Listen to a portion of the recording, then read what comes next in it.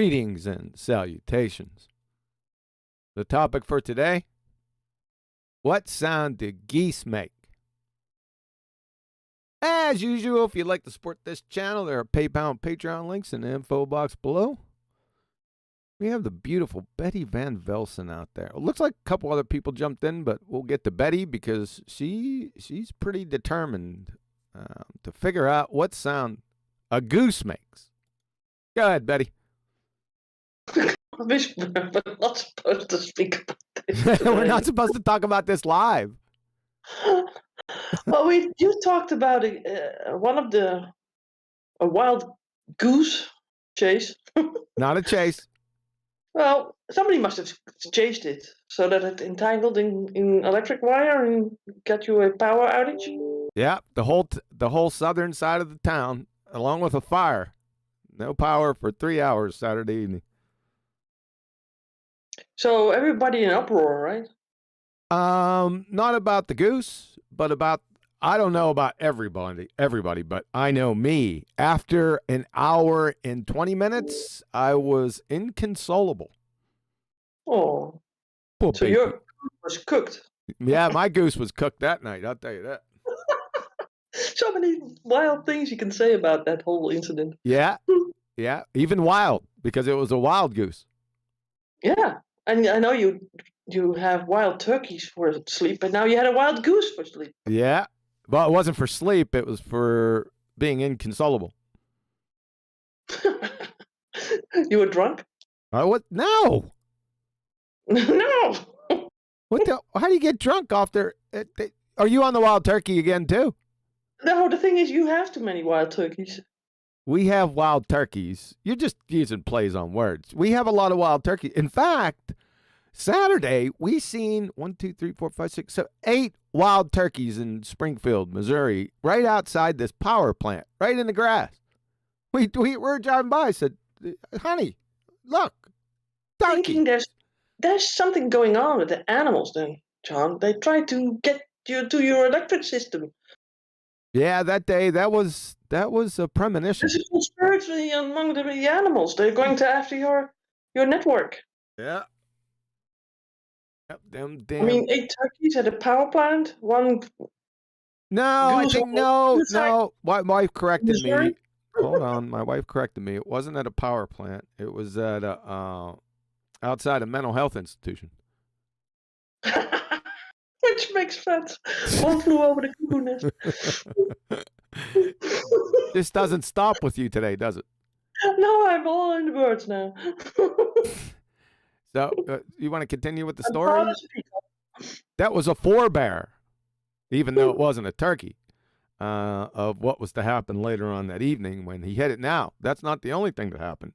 When the power started flashing, see, the power went out, boom.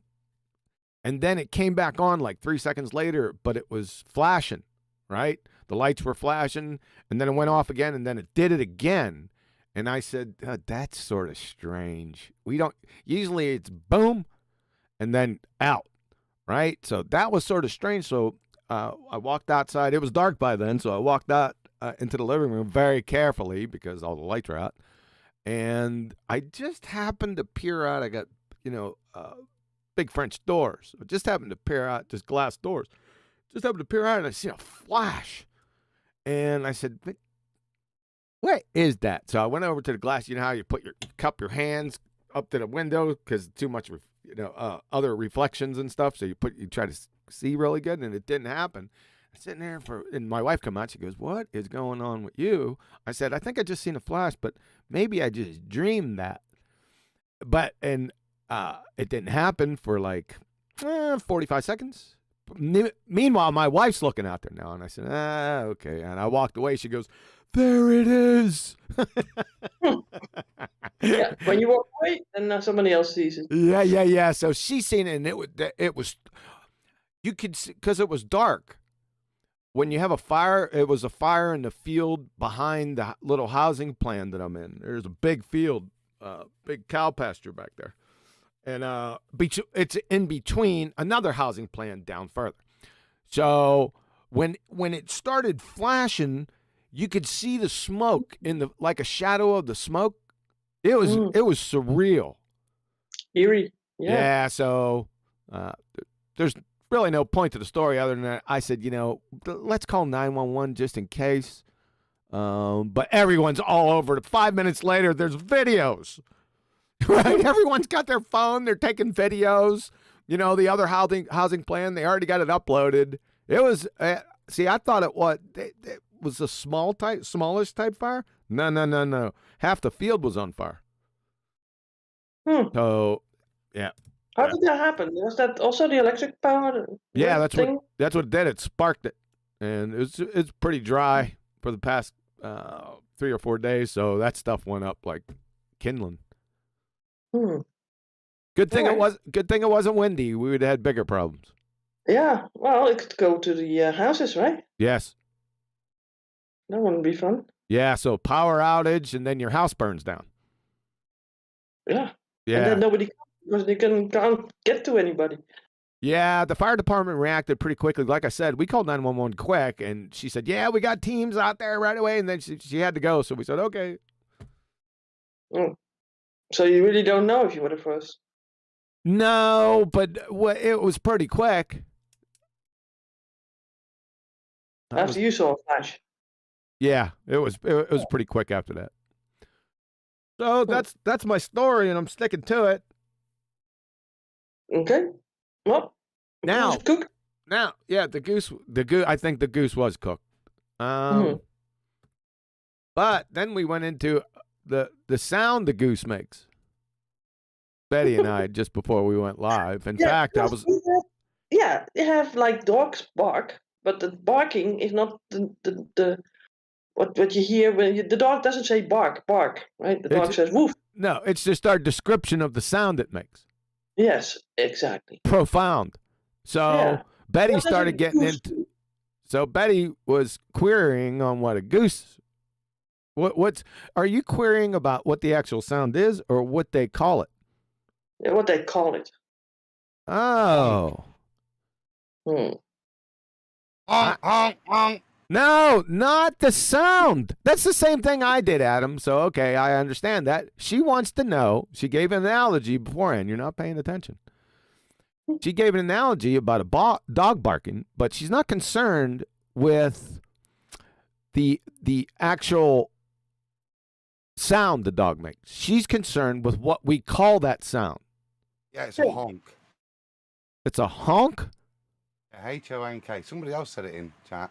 Either way, it's a foul noise, isn't it?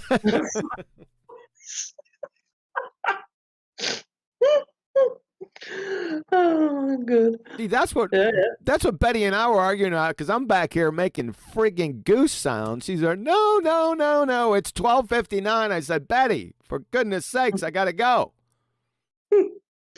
So I tried to tie him down to get me the answer, but no, gone. I realized because she did the whole dog bark thing with me, and I said, well, I'm thinking to myself, what the hell does that have to do with anything? You should be institutionalized. And then during the intro, it finally hit me that she was more interested in how we described the sound, not the sound itself.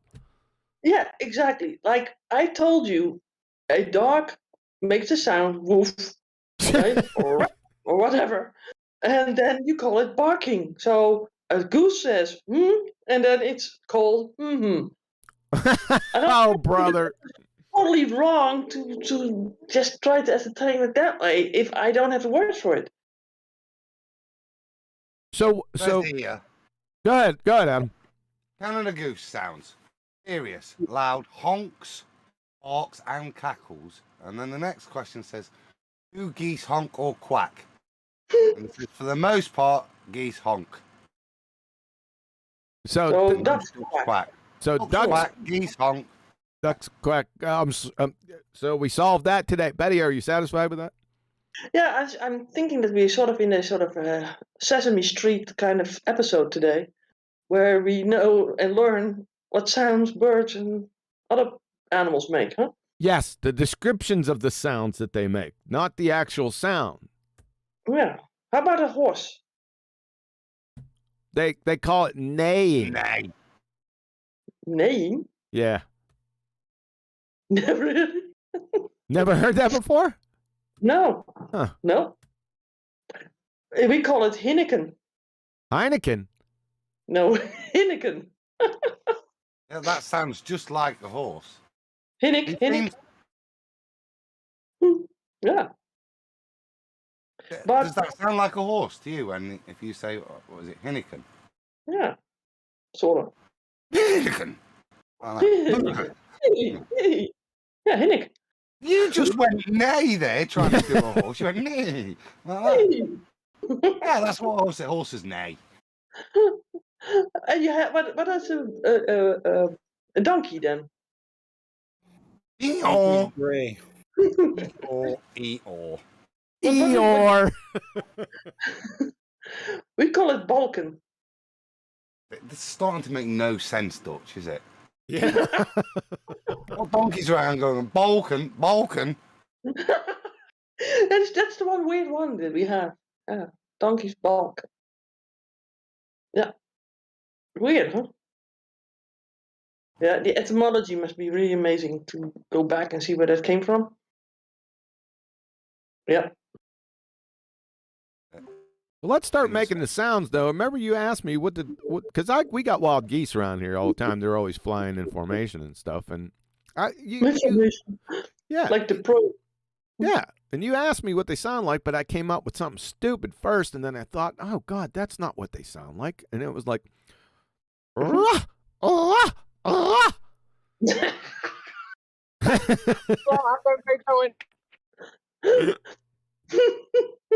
Neil, make the sound of a geese. Make the sound of a goose. Happy Valentine's Day! That's the one that flew over the cuckoo nest. Yeah. I'm gonna really pay attention. I'm gonna really pay attention next time when they fly over. I'm not gonna have to wait long. Have you also heard them hiss? Yeah, oh yeah, at me. Yeah, of course they would do that. They wanted my daughter. The guy had to come and they had my daughter in the corner and was hissing. Yep. Huh. I told you what happened. We discussed this previously because he came up with bad intentions. I had my fishing pole. He was getting twapped. Hmm. I don't know. They're pretty scary. Oh yeah, they're brave too. They'll come right. They'll start to kick your ass. So I twapped them. He wasn't ready for that. He wasn't ready for that twap. But yeah, at that time, I could wield a fishing rod like frigging Thor wields a hammer. Oh boy, too funny. But it's usually the white ones, right? Aren't the white ones more domesticated than the other? No, the white ones, they got a sorry disposition, boy. Disposition. They do. Main chat, QE. I've sent you a goose noise just to put an end to this. The main chat in BALLBUSTERS in Discord? Yeah. I don't know if people can hear it. People are not going to be able to hear it. Hold on.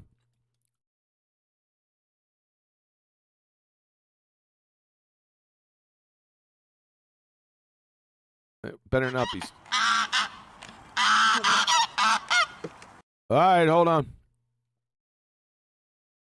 Let me get it on live. All right, here we go.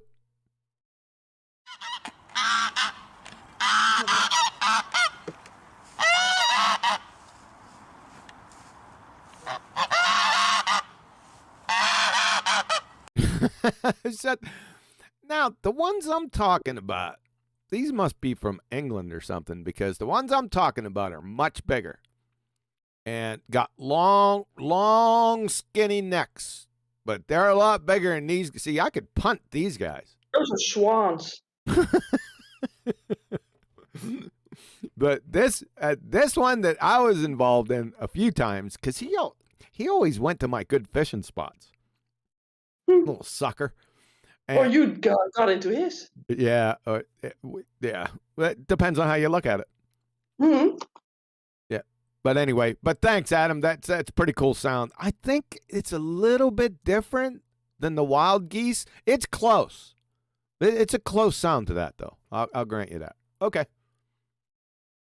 I think there's some differences between the species of geese, I suppose. Well, the English geese, it's different dialect from the wild geese here in the States.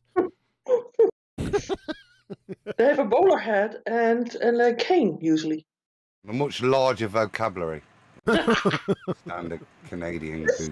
Good addition, Adam. Good addition. That's what I'm saying, folks. You don't know. You don't know what is going to happen next on this show. I don't even know. The thing is, you always get sort of a stab at you. Yeah, but that's why I like it so much. I was looking forward to the show. I said, listen, today I'm absolutely substanceless. What is going to happen? I have no idea. And so usually that would cause me some personal anguish back in the day. But these days, I look forward to it. Maybe it's just me. Maybe you get more flexible. Huh? Get to be more flexible? I don't know about flexibility. Or lighter on the hand? I'm sort of a regimented type of person, so it's systematic. You know, 1, 2, 3, 1, 2, 3, ABC. You know, get to the point. No friggin' hyperbole. That stuff. Everything scheduled. Everything routine, and the creative aspect. Abstract and the creative aspect is sort of weak in my those are some of my weak areas. But see, I've been expanding my horizon, and now I like it. Is it flat? Is what flat? Your head? Your horizon. Huh. Of course. Yeah, it's axiomatic. Somebody says here in the chat, Simon says, a calm goose could be analogous with black swan. I don't get now not totally getting it. off. Not getting it. Well, also territorial. We have a thing every year in Nottingham. It's called the Goose Fair. So now I've just sent QE a picture of it. I want to share that, QE. That's what it is. Geese? Well, not anymore, but that's where it came from. So once a year, round about Thanksgiving time, it's the end of September, early October, Goose Fair. So all the people bring the geese in Nottingham to sell in readiness, for Christmas and winter. So it's used to be, that's why it would be the Goose Fair. But if you look at it now, you see it's just it's where all the travelling fairs meet up, and it's like the biggest in Europe. Where'd you send it? It's in the same chat. Just the picture. Oh, have I sent it yet? I probably haven't pressed send. Are you putting it in main text? No. Yeah, you did. Okay. Yeah, I forgot to press send, Tom. Sorry. No goose will be seen in there. Well, it's all the wicked, fairground rides. Unbelievable. It's huge. Oh, it's massive, mate. Honestly, it's brilliant. That's nice. Hold on. Somebody posted another video with someone in front of it, and then a lot of these geese behind it. Cute. That's a serious fair. That's a geese parade in Holland. What? I think it's geese parades. Yeah, but I think it's Germany. I think it's mostly Europe. A lot of places in Europe do these things. Nice. Adam, this is quite substantial, man. This is an actual. You guys do this up right. You said this is about geese? Oh, yeah. So, 739 years it's been going. Wow. Inaugurated in 1284 under the Royal Charter. Wow. I think the only time it stopped was during COVID. We missed one, I think. Of course, yeah.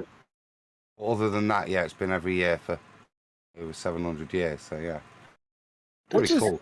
What's this thing down here in the corner down here? I see kids down here. You guys see my mouse? See my mouse? Down here in the right-hand corner. It's got I don't know whether this is enclosed, like there's glass or plastic. You can't hardly tell.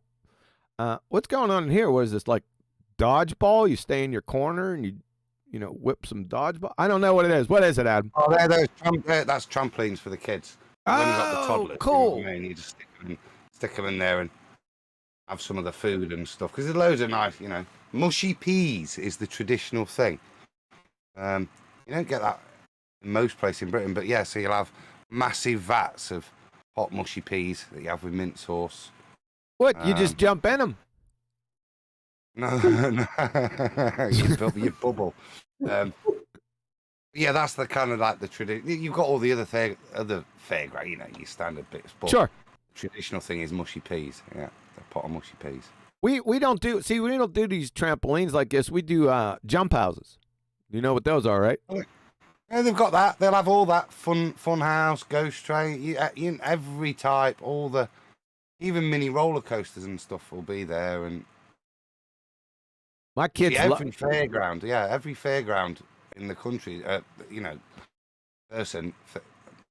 traveling fairground will meet up at this one. This is where everybody meets up, and it's it's enormous. Cool. What did they say? I think how many people was it last time? I think it was 400. Yeah, 400,000. Really? Yeah, and it's only over a weekend, so it's like Thursday to Monday or Sunday, depend. I think they dragged it out a day this year. And this is particular to Nottingham? Yes, yeah. Is this one of the big, or we have places that's bigger? No, this is the biggest. I think this is the biggest in travelling fair in Europe, not just England. Yeah, it looks like it.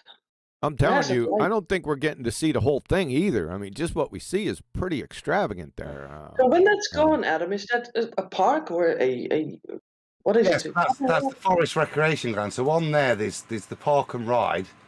It's just outside the city centre. Mm-hmm. So there's the trams there, and normally it's a bit off of its car park, and the rest of it is fields where all the football's played. And the old Victorian recreation ground, and then there's some woods and stuff and graveyards and the likes. But nice. Yeah, so it used to be in the city centre, but it got so big. It used to be in the market square, obviously, but it got so big there they moved it onto the recreation ground, which is just outside. I've just put the wiki link there, John, so you might see some more pictures. Wow. What's the official name, Adam? The Goose Fair. Yeah, just Goose Fair. Yeah, Goose Fair, yeah. It's about the sounds that they make from getting into these rides and stuff. Lots of honking. They're honking away.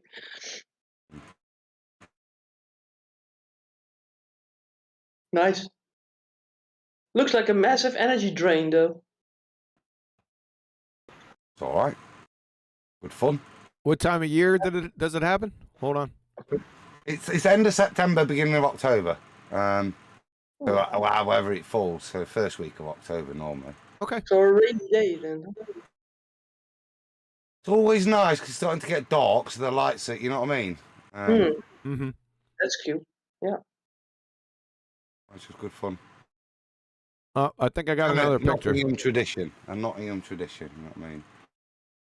Yeah, that's tell a lie. I've just read here. Okay. I said COVID was the only time it didn't hold in 2020, but it says here, Goose Fair was cancelled in 1646 after an outbreak of the bubonic plague. Oh. And again during the World Wars. Huh. So plague and wars and no go, huh? That's the only thing that stops the goosey. Yeah, that is cooked.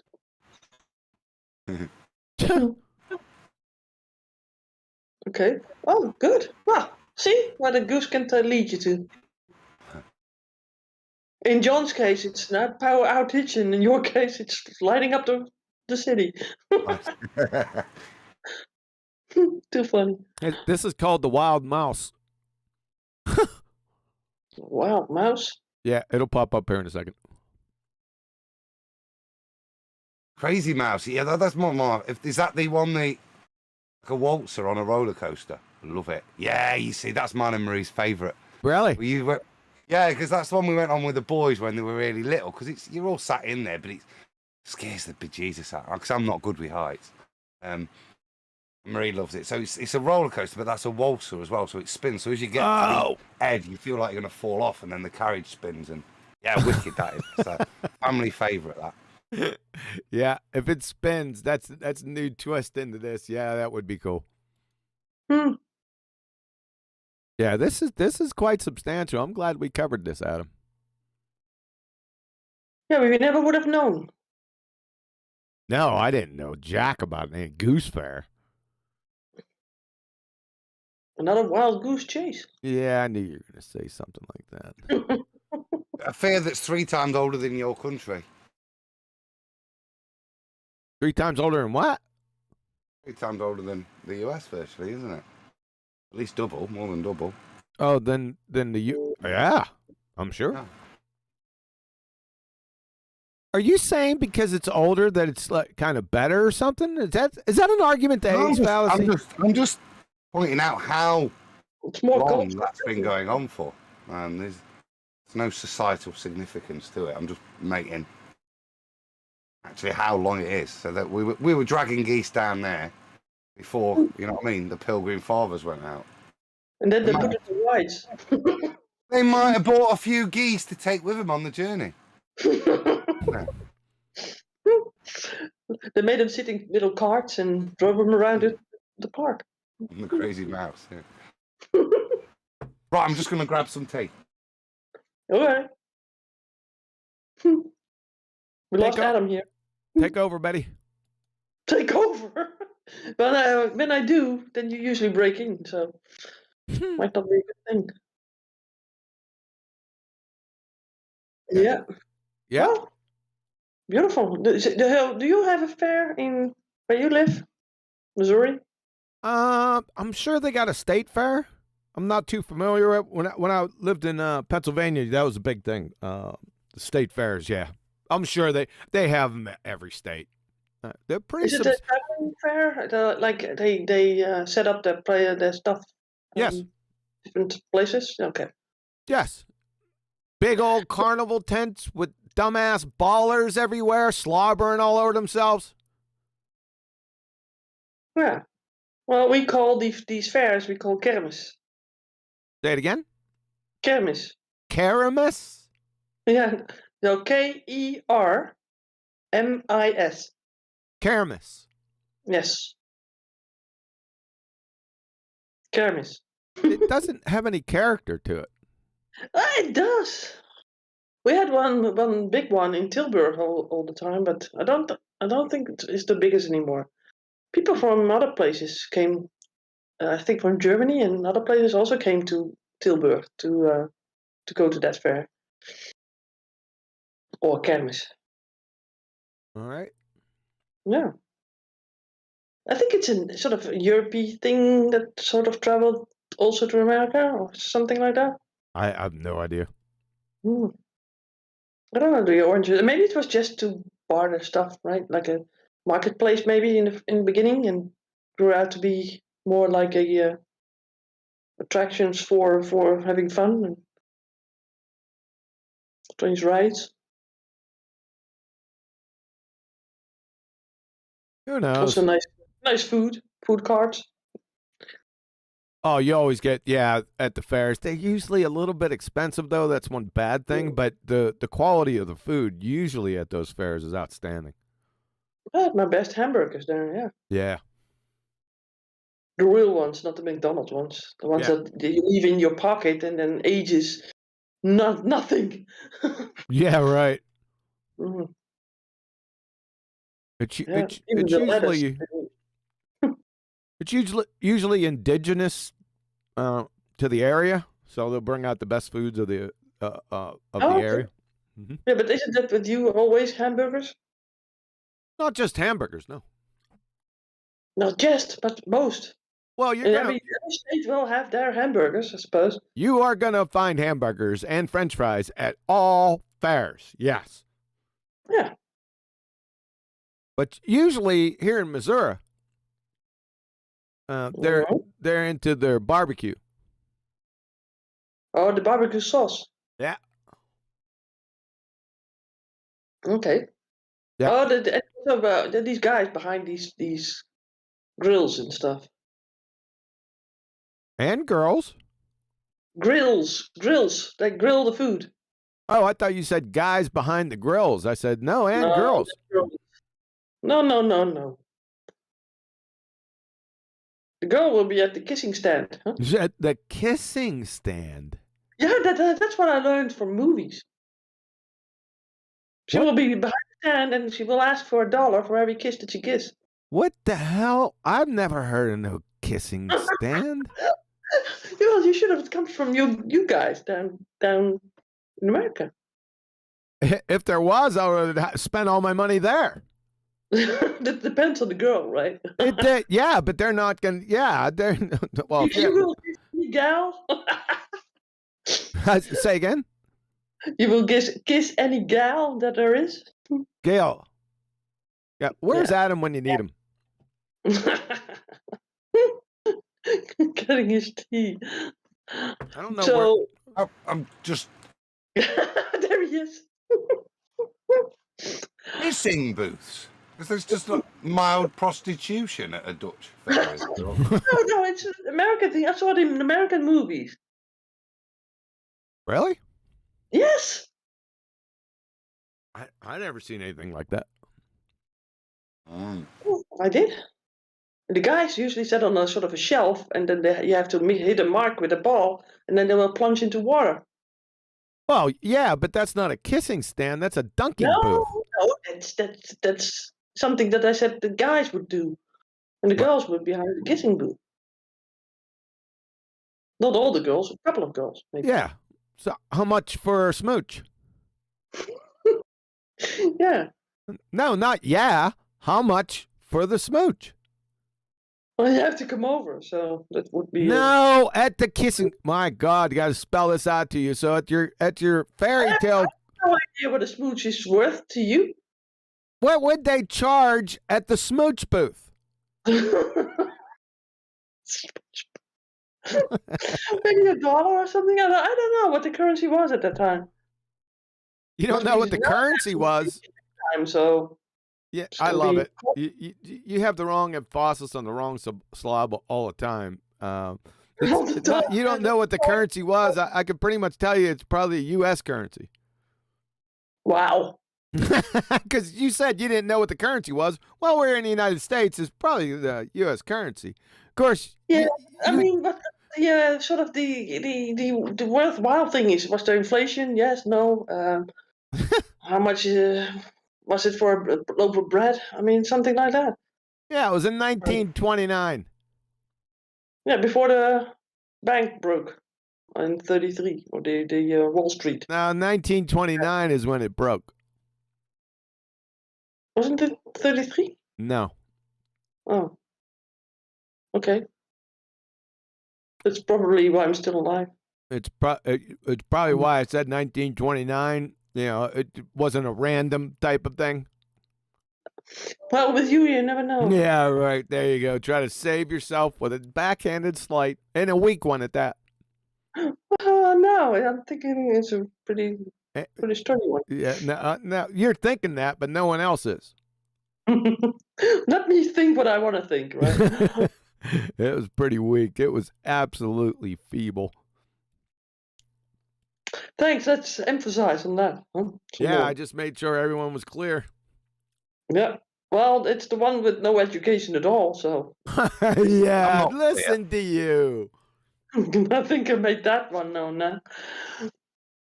In this kissing booth, Bay, Mm-hmm. am I getting eye contact or is that extra? I don't think so, John. Adam. I don't think so, because if you have so many of these guys in a line in front of you, I don't think it makes any difference anymore. Not that I was ever into that, by the way. That doesn't sound right. I don't know where you pull some citations up for this shit. Why? It's in your American movies. You must have seen those. I have not. So go ahead, type it in.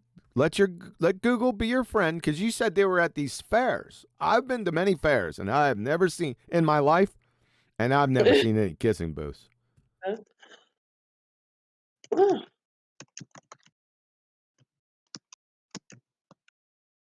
Is it at fairs or in fairs?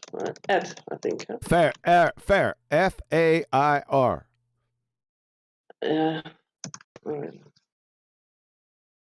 Well, got a picture of it. Oh, it's here. It's 50 cents. Let me put it here. So there's a. You put something in here? Where you at? All right. Of course, it has to be a micro photo from Dutchland. It's not from Dutchland. It says kisses. It's not something that we would say. All right, folks, there it is. I don't see any fair around here. Just some seductress. It's just the first photo I saw. That's weak. You better come up with something now. That looks contrived. Well, here it has a ferret wheel behind it. How about that? All right, hold on a second. Either. Hold on a second. That's from Netflix. I want something real. Oh my God, they put a Ferris wheel. Okay, I'll put it out there. There you go, folks. That's what Betty sent. I didn't think they put that thing in front of it. It's pretty It's so contrived. There's no one around, right? It's like they photoshopped the damn. All behind it. They are in the line to get her to be kissed. Yeah, they just threw a tilt-a-whirl on there. They CGI'd a tilt-a-whirl. All right, listen. I've never seen. Like I said, I'd have been broke coming out of those fairs. This is cute. This is the sign for it. It says, "Step right up, kissing booth, 5 smooches." 5 cent smooches. That's pretty cool. I like it. Pucker up. Pucker up. Pucker up. You guys are crazy, man. Yeah. I don't know. Is there any Americans on the panel?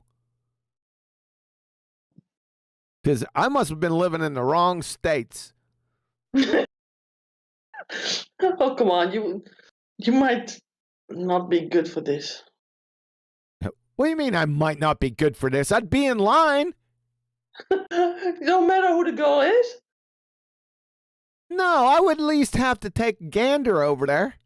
Gander? Like the Goose's gander? Yeah, I thought I'd connect it. Good job. She seems like a sweetie right here, so I'd be in this line. I don't know about her kissing other. I'd have to be first in line. Yeah, of course you would. That's no surprise here. And I don't think you will sort of allow anybody else to get... Exactly. I'd empty my bank account right there. They did just take care. Just move on. Nothing to see here. Yeah. Funny. Booth is closed. Yeah, it's closed. Yeah, is this? Yeah, here we have an older picture. Now we got to go to another one. Okay, this is going to be the last one, all right? Because I'm not going back and forth between this stuff. Yeah, and also a Ferris wheel behind it. All right. Now, this does look authentic to me. Now. Because it's in black and white. Now, is this... I'm not saying it can't be contrived, but where's this from? What's the pedigree information for this? Oh my goodness! How do I know? It does seem to be a thing. I've never heard of it either, but it's a vintage kissing booth. This is. It's kind of weird, though, isn't it? Yeah. International Kissing Day, aka World Kiss Day. I don't know. Even Lois Lane did it with Superman. Huh. I can't. What's this? What does this say? Wonder bee? See, it's bad contrast. I can't see what's behind it. To give any contrast to the words. I don't know. You don't know, huh? No, I can't see what it says to find out if this is actually America. Lois Lane didn't do it. It's Superman that's doing it. He's charging $1 a kiss. That's a lot compared to 5 cents. Yeah. Is this like Guys American? always want to make more money than the women do. Oh, brother, here we go. We're not going down that road. Supply and demand, Betty, innit? Supply and demand. That bull crap. Well, there's no more Supermans no more, Adam. Oh, yes, there is. Yeah? Did I step on your tape? They start tugging on my cape. They'll get them what for. I don't know if this is any type of American fashion here. That's what I'm trying to look at. I could be wrong. What type of bike is this? Is that a Schwinn? This is old, and the shoes. Yeah, this is a vintage picture of it, yes. What would you say? 1920s? I said, you darn idiot.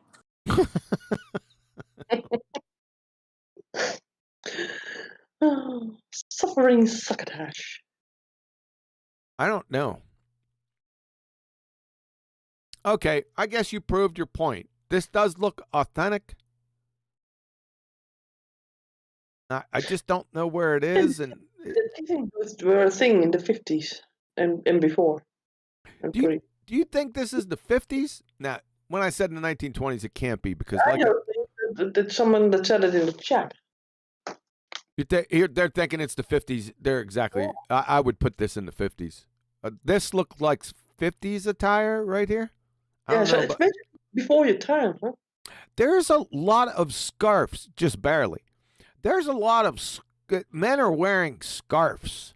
This guy said this looks a little European to me. He's wearing a scarf. This guy's wearing a scarf. So scarves are European? Real men don't wear scarves. Oh, they wear capes. Exactly. It's like Seinfeld. They're wearing scarves and handbags. American men don't do that. Well, they now are changing into women's clothing. So. Oh, brother. Okay, this is a really cool photo. I like this. So you have proved your point, Betty. Thanks.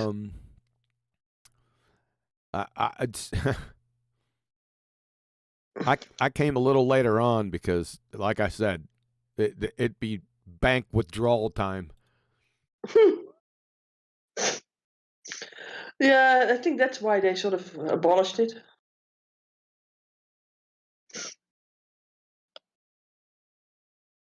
Kissing booth Wikipedia. The kissing booth is an attraction usually at a carnival where the person running the booth kisses the other people, often to raise funds for a charity. There are newspaper articles dating back to at least to the early 1900s advertising upcoming kissing booths and their osculatory favors. What's that? And say it again. Osculatory favors. Favor. Oscularity. What? Spell that. Osculatory. Do it again. Osculatory. And then favors. Mouth, doesn't it? Mouth favors? Oh, brother. Muscular muscles. I have no idea. In 1918, an article from the Garden Island newspaper states, all the horrors of war disappears for the man with a roll of bills at the Red Cross kissing booth. That is till his wife sees him. So oscularity means a religious tablet usually carrying a representation of Christ or the Virgin Mary, which is kissed by the priest during Mass. Oscular. It's the kissing that is the oscular, relating to or concerned with kissing, relating to an osculum, or relating to a mouth. Huh. Wow. We learn so much, don't we? Yes, we do. So we have mouth favors? Mm. You know, there are There'd be notable. levels of those, wouldn't there? You know that it goes on in Wikipedia on the following. At the National Convention of the American Library Association in Dallas in 1971, LGBT equality campaigner Barbara Gittings staffed a gissing booth underneath the banner "Hug a Homosexual" Oh, God. with a woman-only side and a man-only side. Oh, sick.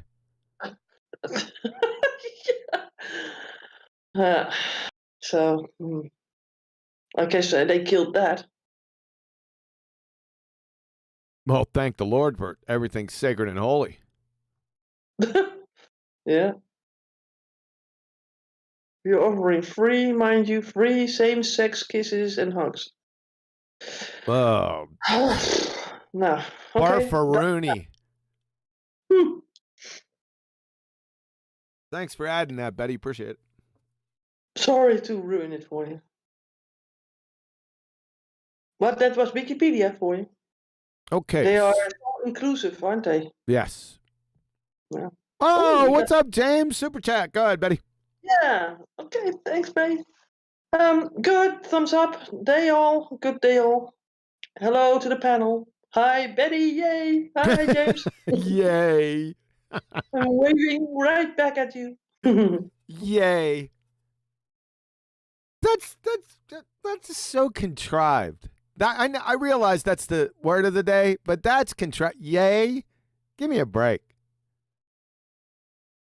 Come on. When I say yay, I mean yay. You mean hooray. It's just short for hooray, correct? No. Yay. When I say yay, I mean yay. No, that doesn't work that way. No, that's ask Neil.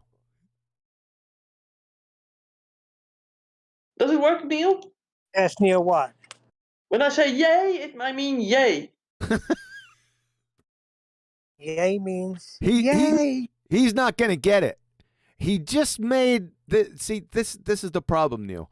You just made a reference to Yosemite Sam, and Betty, she twisted it up and threw it back at you, and you can't handle it.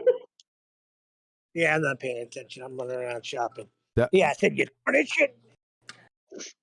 You want to explain it to him, Betty? When I say whoa, I mean whoa. Oh, okay. I got you doing Yosemite Sam. I got you. Yeah, with the camel. Whoa! When Yeah. I say whoa, I mean whoa. Exactly. So, And you know who the camel is? John. I knew you were going to say that son of a bitch. I knew you were going to put me in there. So years ago, right? Because that is one of my favorite cartoons. I lost it as when I was watching it as a kid when I seen that cartoon, and I shared it with Betty, and she was done for. Yeah, that was really cool. When you said whoa, whoa. I find it funny that he was faster than his camel and stood in front of it. And Exactly. He was running backwards. That's so funny. Yeah. I liked his outfit too. Yosemite Sam is all that in a bag of friggin' chips. I don't like his whole beard and mustache thing. Huh? Yeah, you have issues with that. Yeah. Sort of a ZZ Top, but then in sort of cartoon form. You don't like facial hair for some reason. It's the uncles back in the day, and they came to your birthday and you had to kiss them. Yeah. That's why I would never be at a kissing booth with all these guys with these beards and stuff. God. All right. Some of them beards. So you're saying that you don't like beards. All right. Here's what we're talking about, folks.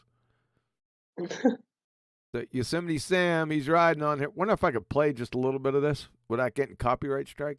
You think? Absolutely battered, yeah. You get battered? Yeah, something like that, you're bound to get struck. There'll be bots as well as the... I did play a little bit. Am I through, Adam? You like, do sound. It'll be all right. No, I did sound. Well, let's just comment on it, just for... Yeah, so we're only looking at this for educational purposes and for review purposes. Yeah, you need the audio. This isn't doing it for us, so I'll go ahead and take the hit. How do you slow down a camel?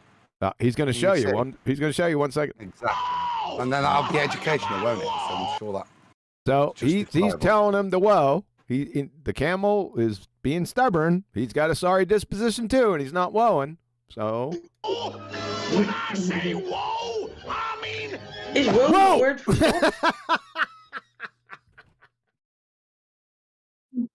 That's what I'm talking about. You still lose it, do you?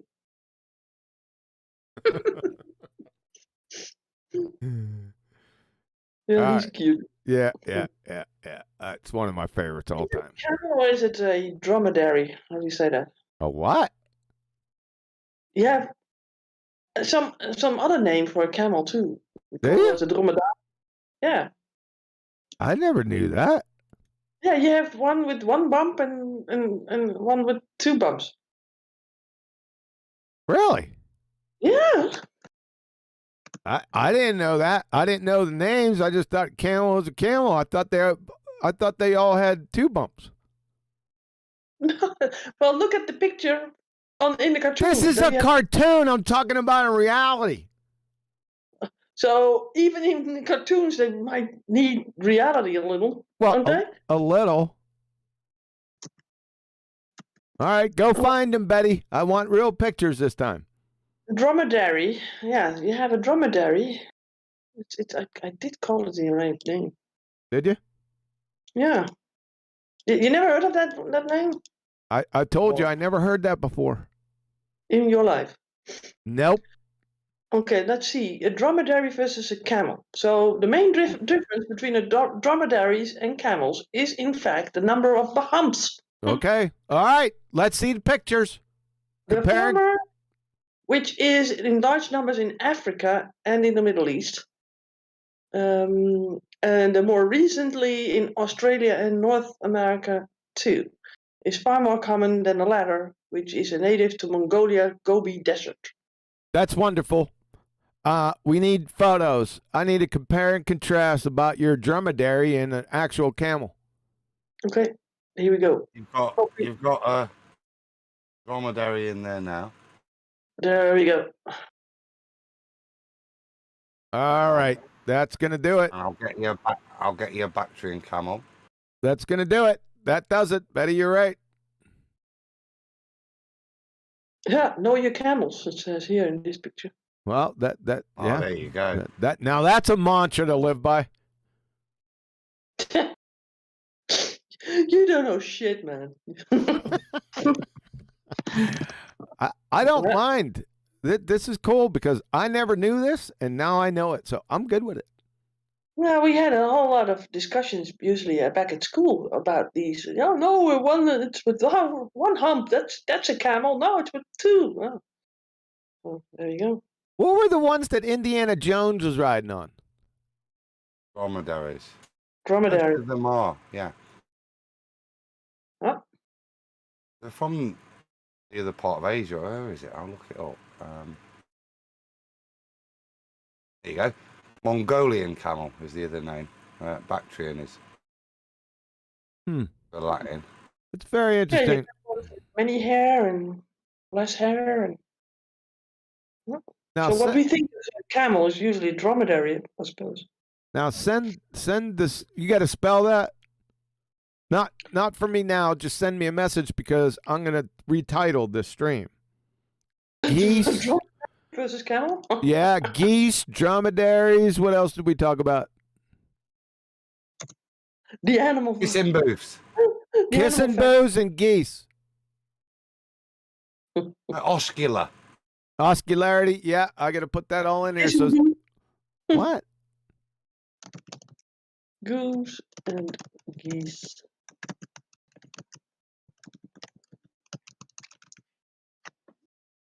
All right. There you go. Thank you. Appreciate it. Now, what else are we going to talk about? What else? Oh, let me just say this right now. There will be no BALLBUSTERS this Saturday. Are you sure?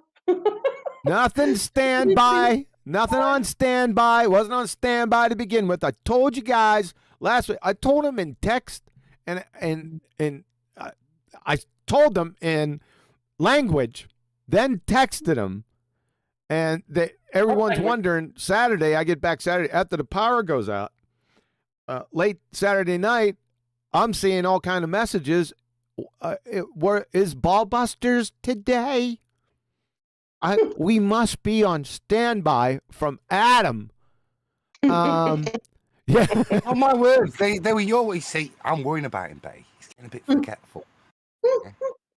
Yeah. We're in the after show, and he said, "No, there isn't, but be on standby." Yeah, you took advantage of that. Yeah, I told you after that show. You did. You sly little dog, you. I told you what standby meant. Standby for that. Now I didn't mention it on the outro, but standby meant, and I explained this to you, that it could be a standby for a treatment. I'll quote what I responded. I didn't say yes, there's a BALLBUSTERS. So QE said, be on standby. If other people, yourself included, interpret that as a yes, there's a BALLBUSTERS, that's not my fault. That's some bullshit right there. It was high quality bullshit, wasn't it? You twisted that up into a pretzel and then it came out smelling like roses, Adam. I feel totally exonerated now. Yeah, you should. Hey. But I told them that you weren't going to be there, so people knew or could know if they were in the BALLBUSTERS chat. Right? And Betty, did you see the message I put from February 3rd? I put it right down there. I said, do you see this? Yeah, I know. You might give me some compliments for at least getting these guys to know that you weren't going to be there. I was going to do that today. Oh, I'm waiting. Because we hadn't talked since then. I'm waiting. Thank you for setting these dumbasses straight, Betty. Thank you. You're welcome. Yeah, you're welcome. Not a thank. Any dumbass straight. Yeah, not a thank you back. It's you're welcome. That's correct. Yeah, you got a super chat. Yeah, it's James Mays again. He's on the roll. QE, get on with the treatment, he says. Yeah, I will, James. It's coming. I just been busy.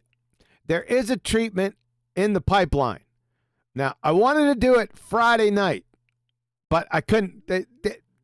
Stuff just started happening. I couldn't do it. Right? And I wanted to do it, and I haven't even got back to it yet. But there is a treatment coming, and look out for this one. You need to do one on Nathan. I need to do a treatment on Nathan? That's correct. Why? Right. Adam will tell you. What's up, Adam? There's a treatment needs doing on Nathan. There is a treatment needs doing on Nathan. I've got a cold. Stop it. Click on the disabled. So hold on, Adam. Hold on. So Neil, see that usually should elicit a response, like a rebuttal response from you. I told you I'm in the middle of doing things. So, but yeah, they talked. They said yesterday how Nathan was supposedly wrong. The guy on the show was right, and Nathan jumped the gun. And I was the only one on today to address it. So I figured maybe you might want to listen to it and do a little treatment. And do a little treatment. Neil's not trying to stir the pot or anything. All right, what was he wrong about? Is he on about a mutiny? Adam, you have to explain what he was wrong about, because you explain it better than me. I don't get why a treatment is this thing. It was just, I think, the show the other day, Nathan ripped somebody's head off prematurely. Oh, that's nasty. That was all. So we were like, I'd had a few comments sent directly that it was wrong, and I think I agreed. Nathan made a mistake and misinterpreted what he was saying. Oh, that's the one I caught. I messaged you.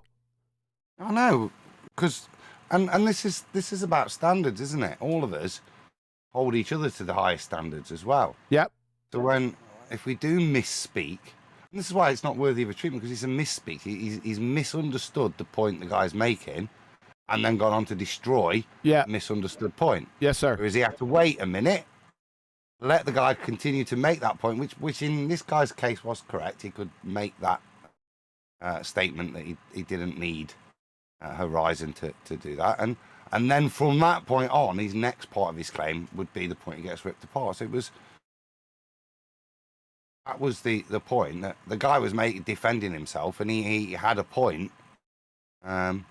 If I remember that initial statement of you can measure that angle between two celestial objects, that was the that's the standard we're holding each other to. The whole thing, if I remember correctly, they were talking cross purposes. It was confusion. Because that guy was talking about one thing and Nathan was talking about another thing both were related to angles, but they were cross purposes, right? Yes.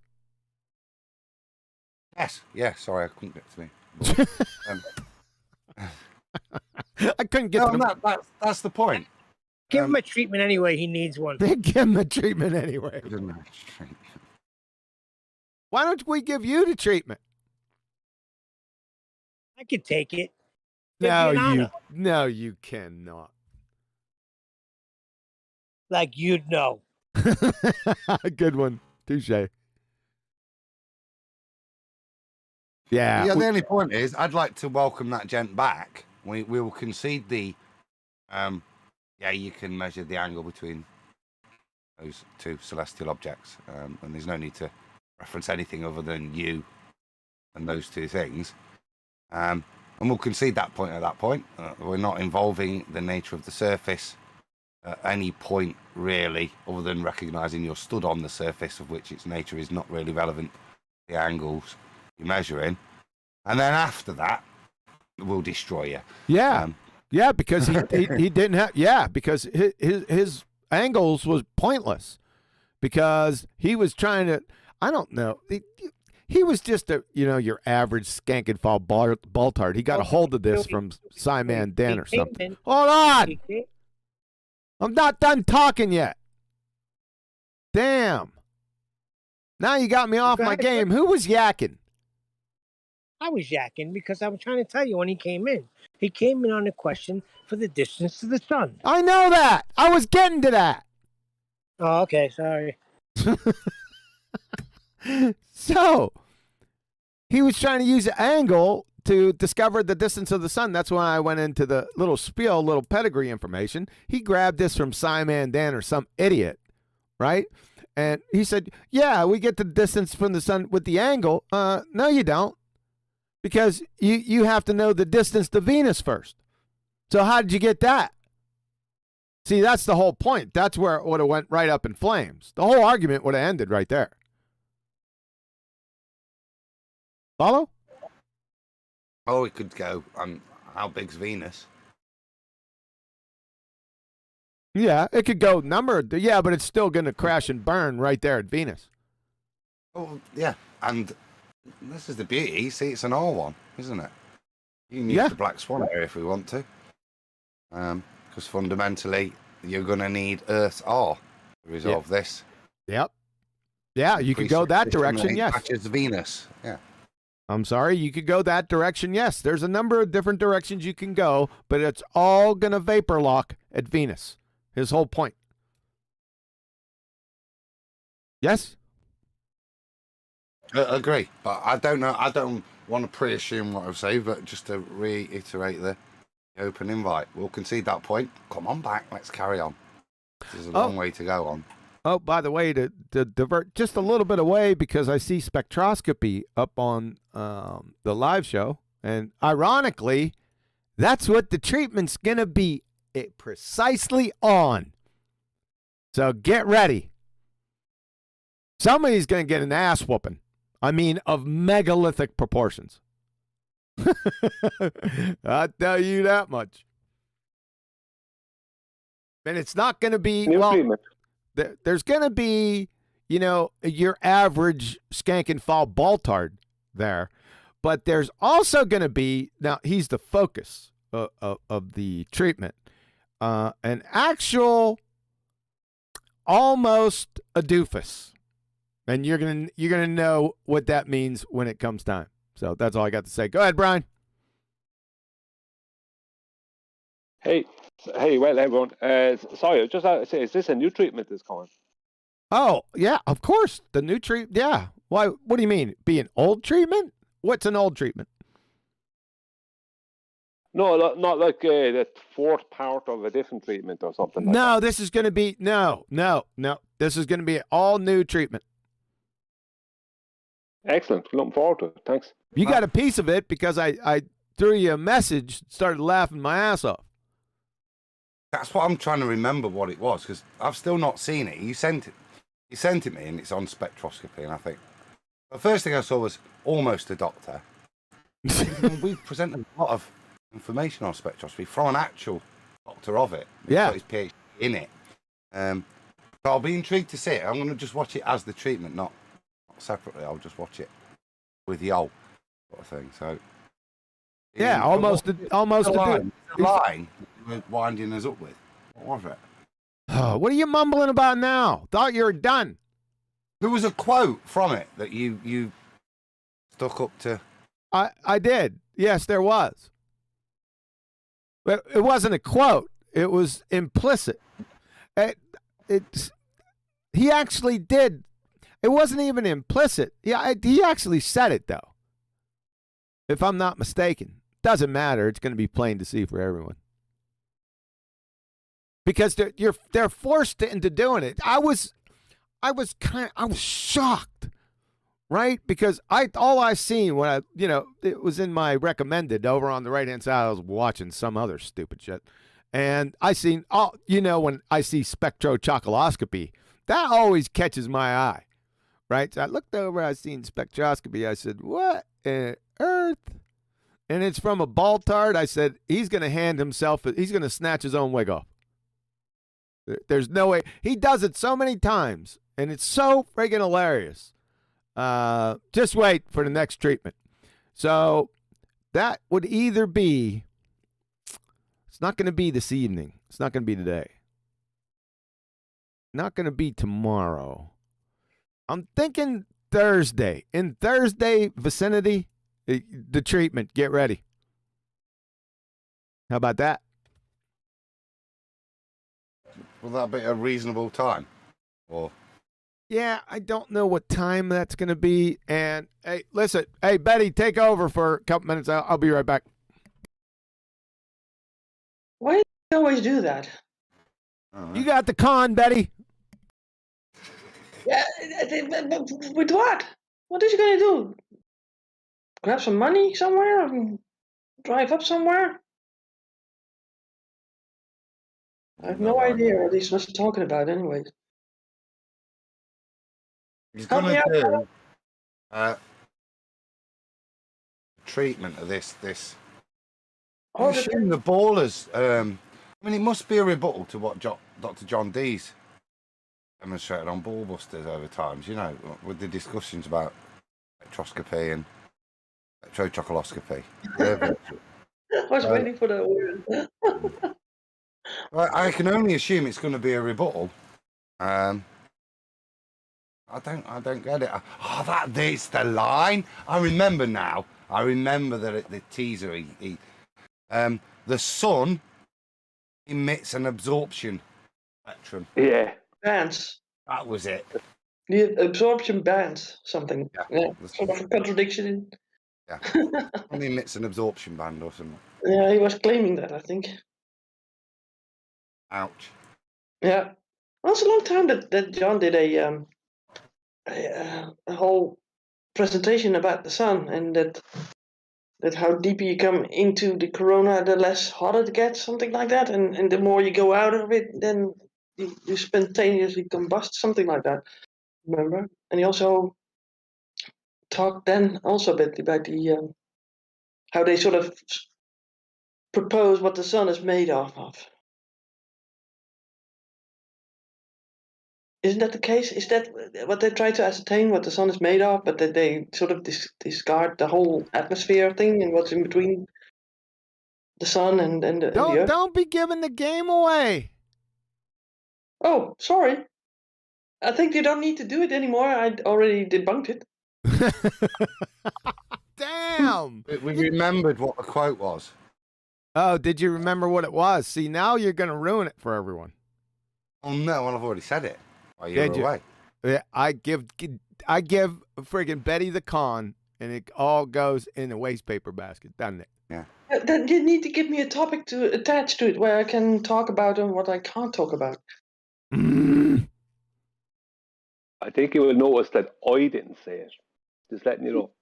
That's all right. I'm going to listen back to it, and I'm marking down names. They got a treatment on us, huh? Yeah, that would be fun, wouldn't it? Yeah. You need a little bit longer footage, although with a 2-hour video, you can make a 10-hour video back. Thanks, Betty. Yeah, sort of a 1:5 ratio, I think. It is sort of that ratio, yes. Because you don't let them speak to every word. Did he say yes? Yes. He said yes. Okay. And then he said that. And then, okay, yeah. How can he say that? And then the next word comes. And then, now we get it. But he's going to go to do it, that word. And then, yes. Oh, yes. He's going to that word. Oh, that's a bunch of nonsense. You pick it apart so much so that nobody knows the end of the beginning. It depends how much bullshit is volleyed at once. Yeah, you let them go, or you stop them already from one word. Sometimes it only takes one word. Horizon? Or, yeah, that would do it. There's certain words that I'm going to have to stop them with, or the dumbass looks on their faces. I'll stop it then. Gravity? Evolution? Oh, yep, yes. Mhm. A voice check? Say again? A voice check? Voice check? Who the hell says voice checks? Somebody says that's a good way to get into a conversation. Sorry. That's a good one. Okay. It seems as it's like a setup for me today. And I would just like to, I'm not in a position right now where I can discuss this at any length, but I would just like to put a question out from this morning's Flat Earth Debate show. If I could ask anyone who was listening to the whole show this morning, what would be, if you just dropped in on that as a newbie, what would be your overall impression about how this panel felt about quantum physics, one, brother. and number two, math and its association with natural science. And if you're still stuck on this, aren't you? You're going to drone on about this nonsense again, aren't you? Oh no, I don't know if you were listening this morning, QE. I wasn't there. Oh man, that's too bad. Okay, well, would anybody else who is here now care to weigh in on that question? Yeah, I think you should. Look, you've come here clearly with an opinion, and for some reason you want to foist that opinion onto somebody else for them to hope. You've got an opinion on this, so tell us your opinion. Yours is Oh, just okay. we don't know. Okay, So I was. tell us yours. What was your? I don't think that anyone who just dropped in on that show this morning would feel that this panel, for one, held quantum physics in high esteem, and the association with mathematics in conclusions drawn in natural science. And that's a point I've been trying to get some clarification on for a long time now. And I think if anyone listened to that show this morning, that some of the opinions I heard thrown around on that show this morning, it's not stuff I'm making up. I'm just wondering what somebody's view would be just listening to that show on these 2 points. You're hovering around complete ambiguity. Hold on. You're hovering around complete ambiguity. Get to something hyper-specific. Hyper-specific is quantum physics is seen as the most supported scientific field today. Yes. True? Experimentally, yes. Experimentally. Yeah. I think that, again, I don't have a lot of time right now, and maybe I shouldn't have come in without that time, but I heard certain opinions regarding quantum physics this morning on that show that I would say you keep on hold on. You keep on saying certain opinions on that show. You keep on saying the same thing over and over again. I want you to get to something hyper specific. And before you do that, here's your stumbling block. Just relax. This is your stumbling block. You have something going on inside you that can't reconcile the difference between descriptions and explanations. And what I mean by that is, yes, there's a lot of descriptions, not only in quantum mechanics, there's a lot of descriptions for many different things using mathematics. Mathematics is a descriptor, right? You're confusing what mathematics is with actual experiments. Experiments don't deal with the quantitative. It deals with the qualitative. So you have a general misunderstanding between qualitative and quantitative. How about that? Perfect. I'm willing to go again and check myself on that, looking at those 2 words, what they mean. Yep. I'm just okay. I will make that my next project to look into then. Thanks very much. Yeah, you're welcome. But if nobody is willing to weigh in on that question for me, again, it's just a general opinion question from listening to that show. Here we go again. You're still you're still not specific on what part of the show. What part? I would say different.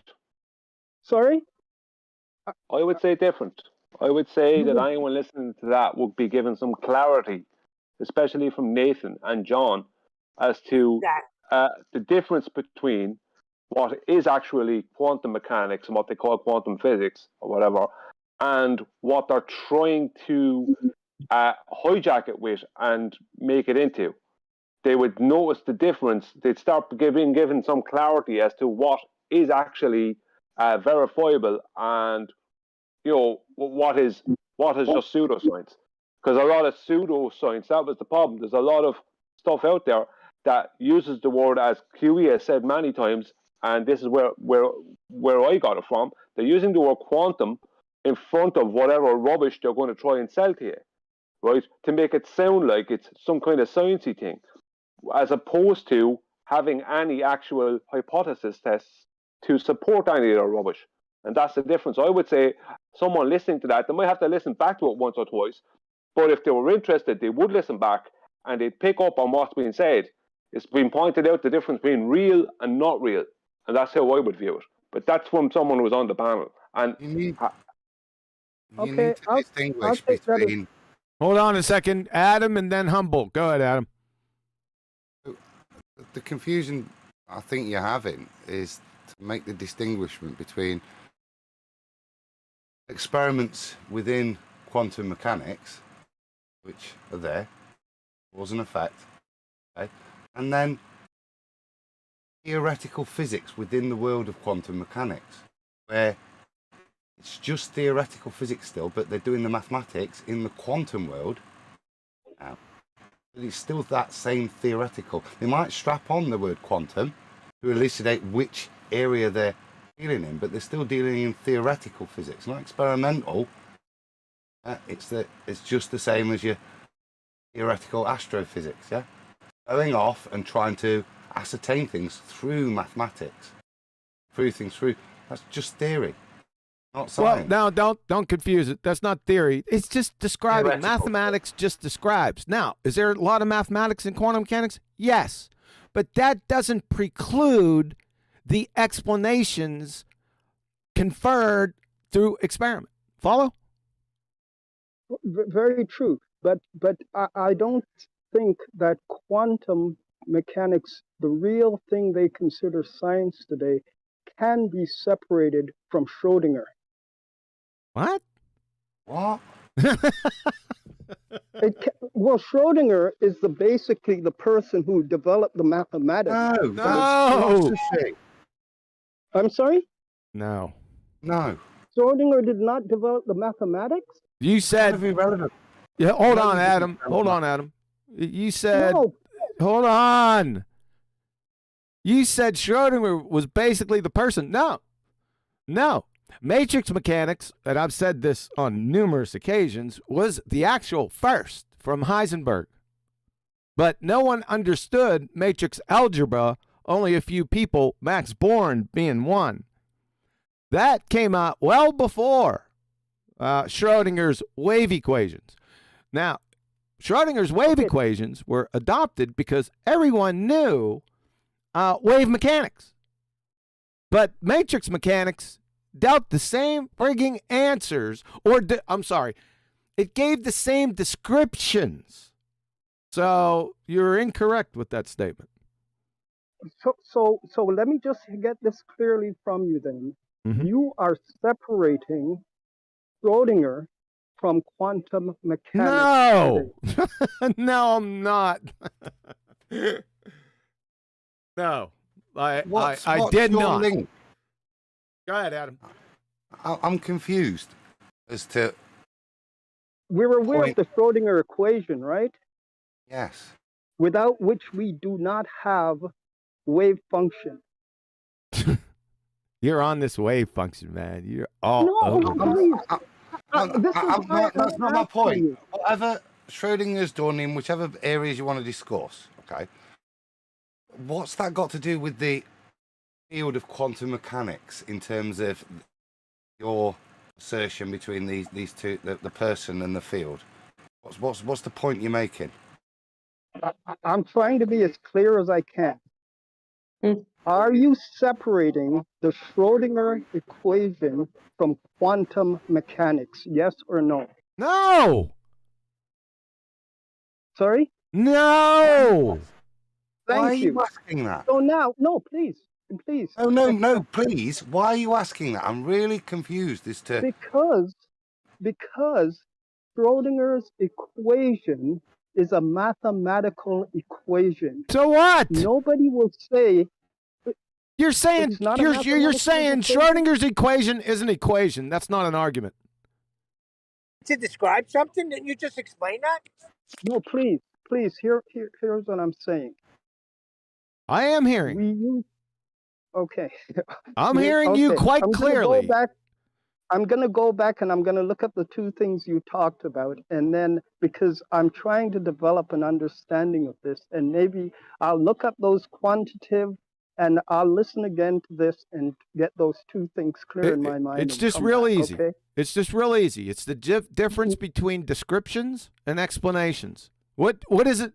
What's the difference between a description and an explanation? Let's start there. I couldn't tell you. That's the problem. Right. So But mathematics, so listen up. Okay. Mathematics exclusively, that means only, deals with descriptions. Natural science isn't about that. Natural science is into explanations. So descriptions are the whats and the ises, in other words, and explanations are the hows and the whys. Follow? Huey, you, if anybody else, should understand this next question I'm going to ask you. Uh-oh. Okay? Betty, get ready. You use this term, the collapse of the wave function, Oh, my God. as a descriptor of something taking place. True or false? That's how they describe it. That's right. No, you can't go there. You no, H. Wait a minute. You Wait. H. No, you're not being genuine now because you've just said I'll go away and work. Let me finish. You've said there, I'll go away and work on my lack of knowledge of this. Now, I know the last time we spoke, this is how we ended on the collapse of the wave function. I'll go away and work on my lack of knowledge. You can't come back and present the same lack of knowledge. No. I can tell you about the collapse of the wave function and what I found since then, right? But it's shocking to me. No, please. It's shocking to me that I would mention Schrodinger in connection with quantum physics, and people would say back to me they are like puzzled about what I'm talking about. Yeah, totally. And this is the point. Nobody has a clue what you're on about. Only you, because you're not prepared to divulge what you're on about, right? So nobody. No, you need to take this on board, son. Yeah. I am trying to. Yeah. No, you're not, because you're talking over me. Nobody has a clue what you're saying. Now we're not having a go. We're trying to elicit what you're actually on about from you. And every time we get there, go back to giving us a question or making a straight out. Can you make your point, please? What your thoughts are, yeah, and make a statement for us to deal with. I'm making a statement that there is a association between the Schrodinger equation and quantum physics. Lynn, what's that association? Because that's going to be fundamental to what you're on about, isn't it? But if I'm talking to people who don't no. What's the association? How can I even have a discussion with you? Sorry? This is what we're trying to do. So you said there's an association. So describe that association as you see it. That's going to help us proceed, isn't it? Because this is what we're saying. We don't know what you're on about. So in your mind, what's valid within the association and what do you think's invalid? Well, this is what I'm saying. Can you go into a university class and take a course on quantum mechanics and not discuss Schrodinger's equation? Not the association, is it? That's another question that you're asking me to answer on behalf of an academic university department. I can't do that. So I'll ask you again. In your mind, what's this fundamental question that you've got about the relationship between the two? How do you see it? I see it that an experiment was done. There were detectable, when I say visual things that took place, right? That people saw. They could see with their own eyes something took place.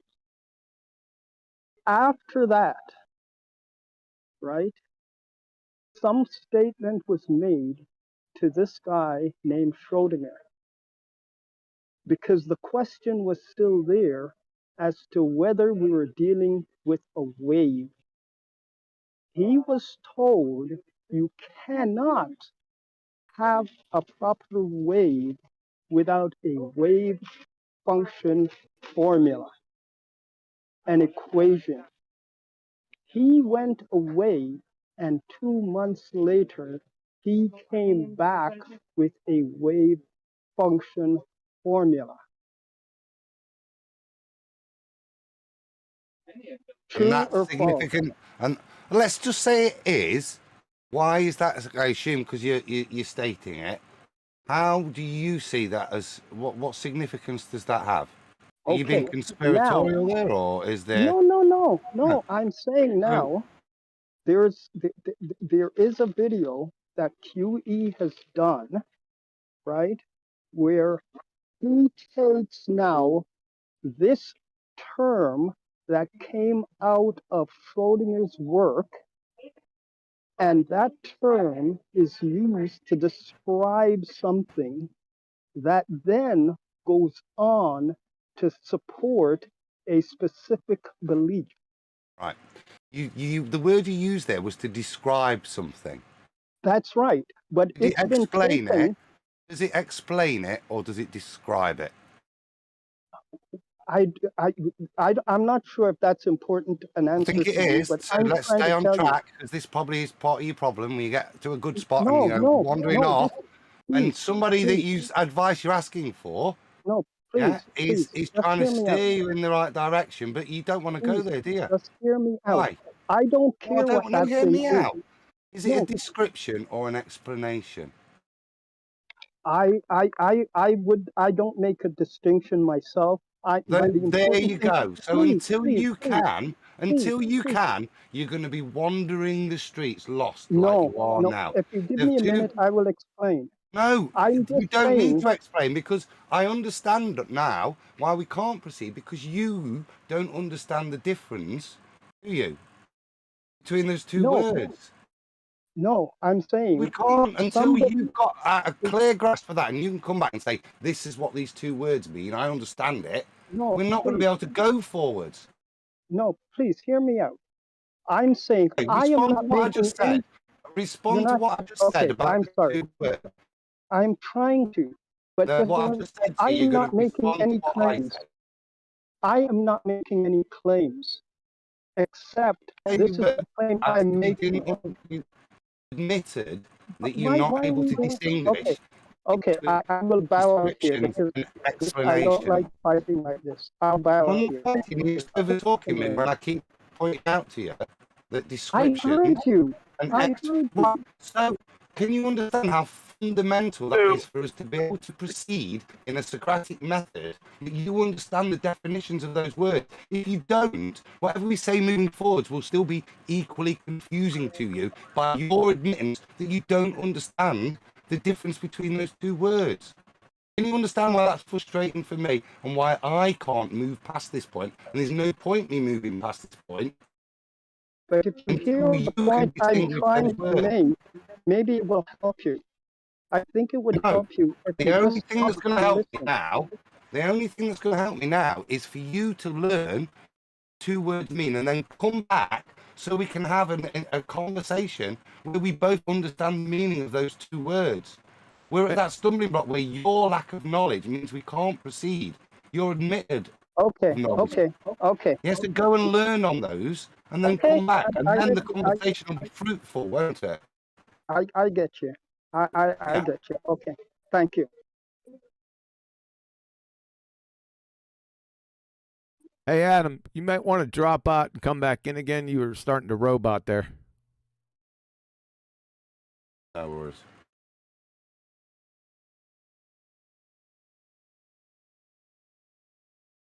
Radio check. Adam, lost 3. This is lost 2. Are you lost 1 over? Yeah, can you hear me now? Is that better? 1, 2, 3. Does everyone hear him good? Yep. Okay. Yep. If I was robot, I'm not being mean. I'm not even arguing. But if we can't distinguish what those two words mean, then it's very difficult to progress. To be able to explain anything further, you've got to make that distinguishment and be able to understand it, and come back, H, yeah? Anyone can describe, but not anyone can explain. Hey, Humble, remember me and you had the long conversation yesterday? Remember you talking about you want to make some broad strokes? And I was saying, yeah, you're being very vague. That's why Quantum said we need some hyper specificity. That vagueness and that broad stroke when you're trying to ask a question and you're throwing another compiling question on it, you can never get anywhere, any progress to answer the first question. So be more specific on what you're trying to come to the conclusion of. That's why me and you were kind of like, we were catching each other, and then we lost catch and was like, huh? and then you had to re-explain yourself. So that's basically what the guys are telling you.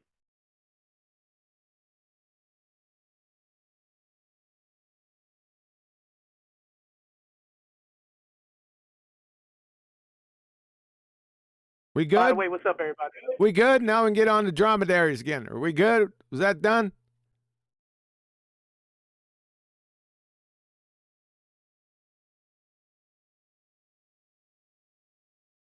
I guess not. I think that's a yes. So these dromedaries with one bump, huh? I had a question. I had a Dromedaries? question. Hold on a second, Betty. You're getting rumpus. Yeah. How's that? Go on. ahead. Go ahead, Original D. You started rumpusing her, and then I said you were rumpusing her, and you got all quiet. Yeah, because you said I was rumpusing her, so I got quiet. That's what you're supposed to do. Go on. Oh no, I was just saying, and no disrespect, to Humble. I'm not, making. But is it just me? But doesn't he have the voice like Winnie the Pooh, or the guy that tells the story about Winnie the Pooh? I'm just asking. Has that ever been thought of anybody? Now that you say it, yes. It just brings me back to my childhood. Oh. It once was a bear. I like Winnie the Pooh too. Yeah, I'm a Winnie. Yeah, I love Winnie. I'm a fanboy myself. Yeah. Cartoon boys. I just like Winnie the Pooh. You can't explain it. You can only describe it. Unless you run into the real one. See, you didn't even catch that. I can't explain it. I can only but I'm going to get rumpused again by Original D. Rose. So, what do you mean? What do you mean by explaining it, or you mean by describing Winnie the Pooh? What do I mean by? Well, you'd have to know the description. Holy shit. You got to wait until people are done with their statement. That's the crux of the biscuit. Yes, apostrophe.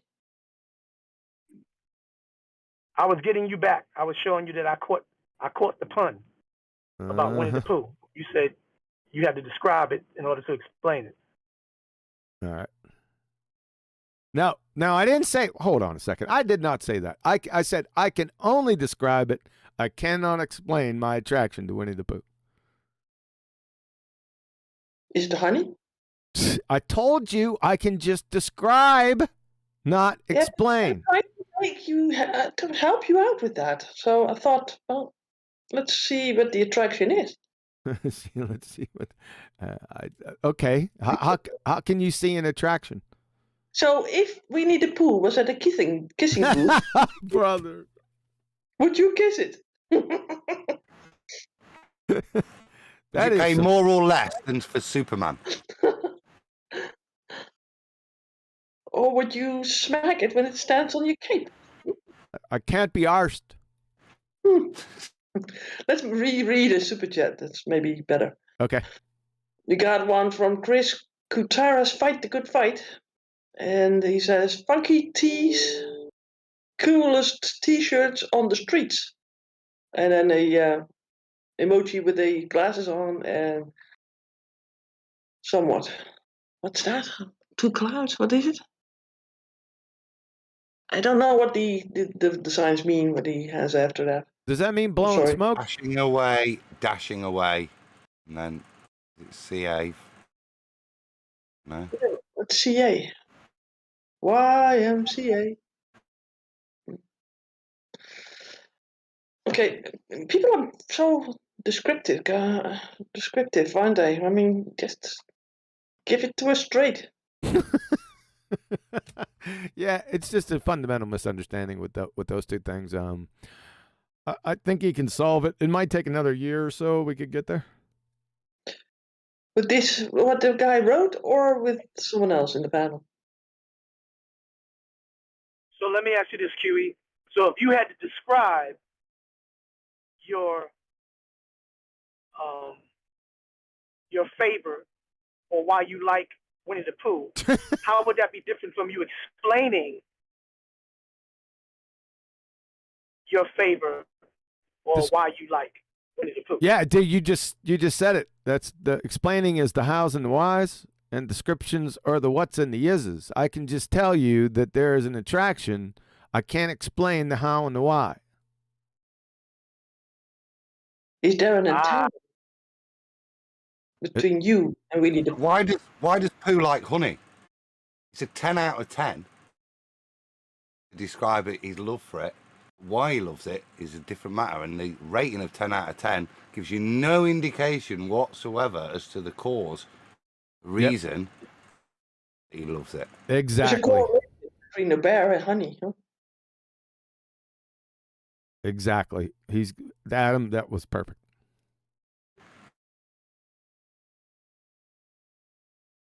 So what did we learn from this little lesson? That people have to be able to reconcile the difference between descriptions and explanations. Uh-huh. Can you do it mathematically? Mathematically, that's what most people think of when they're trying to describe something in what they think is natural science. But it actually inherently, in and of itself, the mathematics is not natural science. Why? But the whole nature is made up with on mathematics. Who are they? Yeah, these high up people that say that know it all.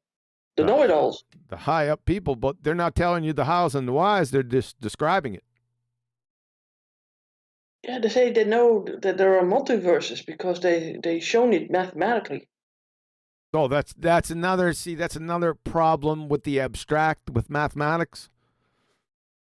It's a big problem because you can conjure many things mathematically. It's almost like somebody said it earlier. I think it was Arwen. I thought it was quite profound when he said mathematical philosophy. I think I've used that more phrase a number of times in the past, but I liked it when he said it. So, I mean, you could do a lot with mathematics, but it's not. There's no cowbell there. Go ahead. Now, yeah, I always remember the one time that I spoke to some guy and he said that mathematics is reality, and then I said, okay, so when you have a group of people, right? I think he stated it. Yeah, when you have a group of people and you count the legs of these people, then you know how many people there are because you divide it by one and then or in half, right? And then you have the amount of people. And that what if there's someone that's an amputee, right? So it doesn't describe at all. in that particular case, that has a lot of assumptions. Yeah, so there's, but how about multiverses and all kinds of other things? Do that take into account these things that can happen? Well, I don't know. I need to see the mathematics for the multiverse. Yeah. I would have to see that, and then they would have to define every single variable to the nth degree, and that's where it would fall apart. I would want to see the multiverse. Let me see it. Let me go there. And back. Hey, Q. Hey, Q, Betty. Yeah. I remember one FED show where Brian, speaking of Brian, I think it was Brian or 10th Man, one of them, and it was about how mathematics is not exclusively correlative to reality. He said something like this: if you have 2 apples and I take 5 from you, how many apples do you have? Oh, in mathematics, God. you can find that equation, but in reality, you can't do that because you're not going to have minus 3 apples. You know what I'm saying? So that was one simplistic way of how math does not relate to reality solely. Yeah. So you're going to have to give credit to the originator of that, and that was Anthony. Was that you? No. Oh, Anthony. Okay. Anthony. Anthony, I'm sorry. yeah, Anthony droned on with It might have that. been Anthony. It might have been Anthony. I don't like to sound stereotypical, but the European guys, sometimes they all blend in that voice, that accent. I can't tell the difference. You know? Yeah. All right, nobody sounds like Tony. Right. Yeah. That was Tony's with Alan B's. It was ice creams and it was cream cakes back in the Isle of Man days, weren't it? I can leave out of my days. People are always the tuft of want- trees, man. Sorry, Brian. Tuft of trees, Betty. The tuft of trees. I like tuft of trees. How many times I heard that? The tuft of trees thing. Unbelievable. Go ahead, Brian. Yeah, I was just going to say there was something came up on, I think it was yesterday's show, and I didn't get a chance to say it. It was about reality and what's real, and that if we knew what reality, what real was, what reality was, we wouldn't be in the position we're in. If what is real? I mean, are dreams real? Well, they are to you. You do experience them, but are they tangible? No. What are dreams? You don't know. Nobody knows what dreams are. We don't know what the sun is. We don't know what real is. We're constantly searching to find out what it is, but we don't know what real is. So someone saying maths is reality, it's like, you don't even know what reality is to say what that maths is reality.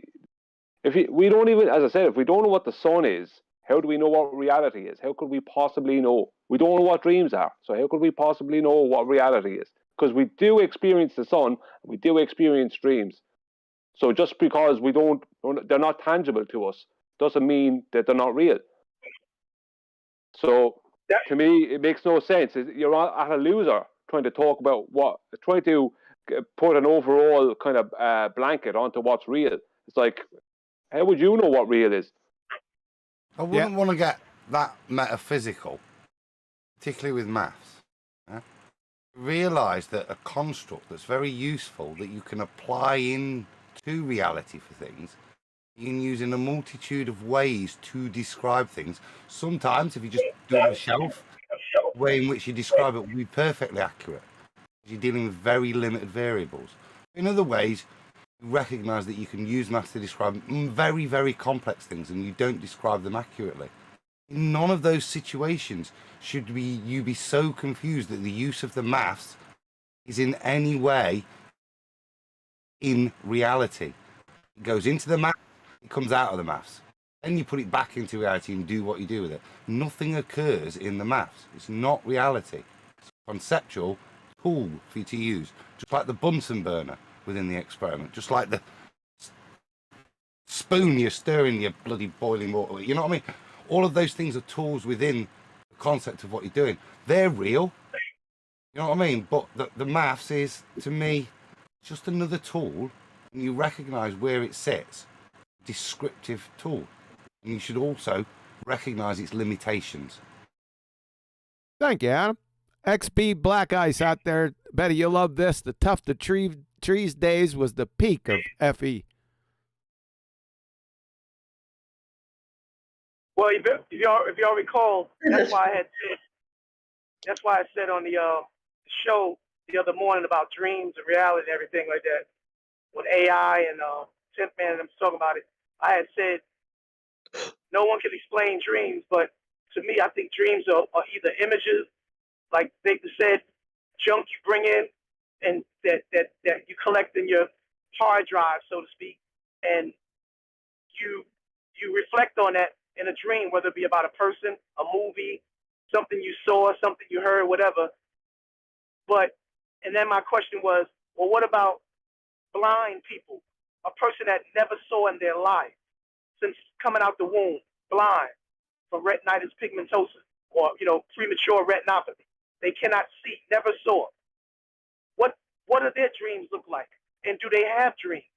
Because they never seen anything to be able to put together a composite image in their mind to dream.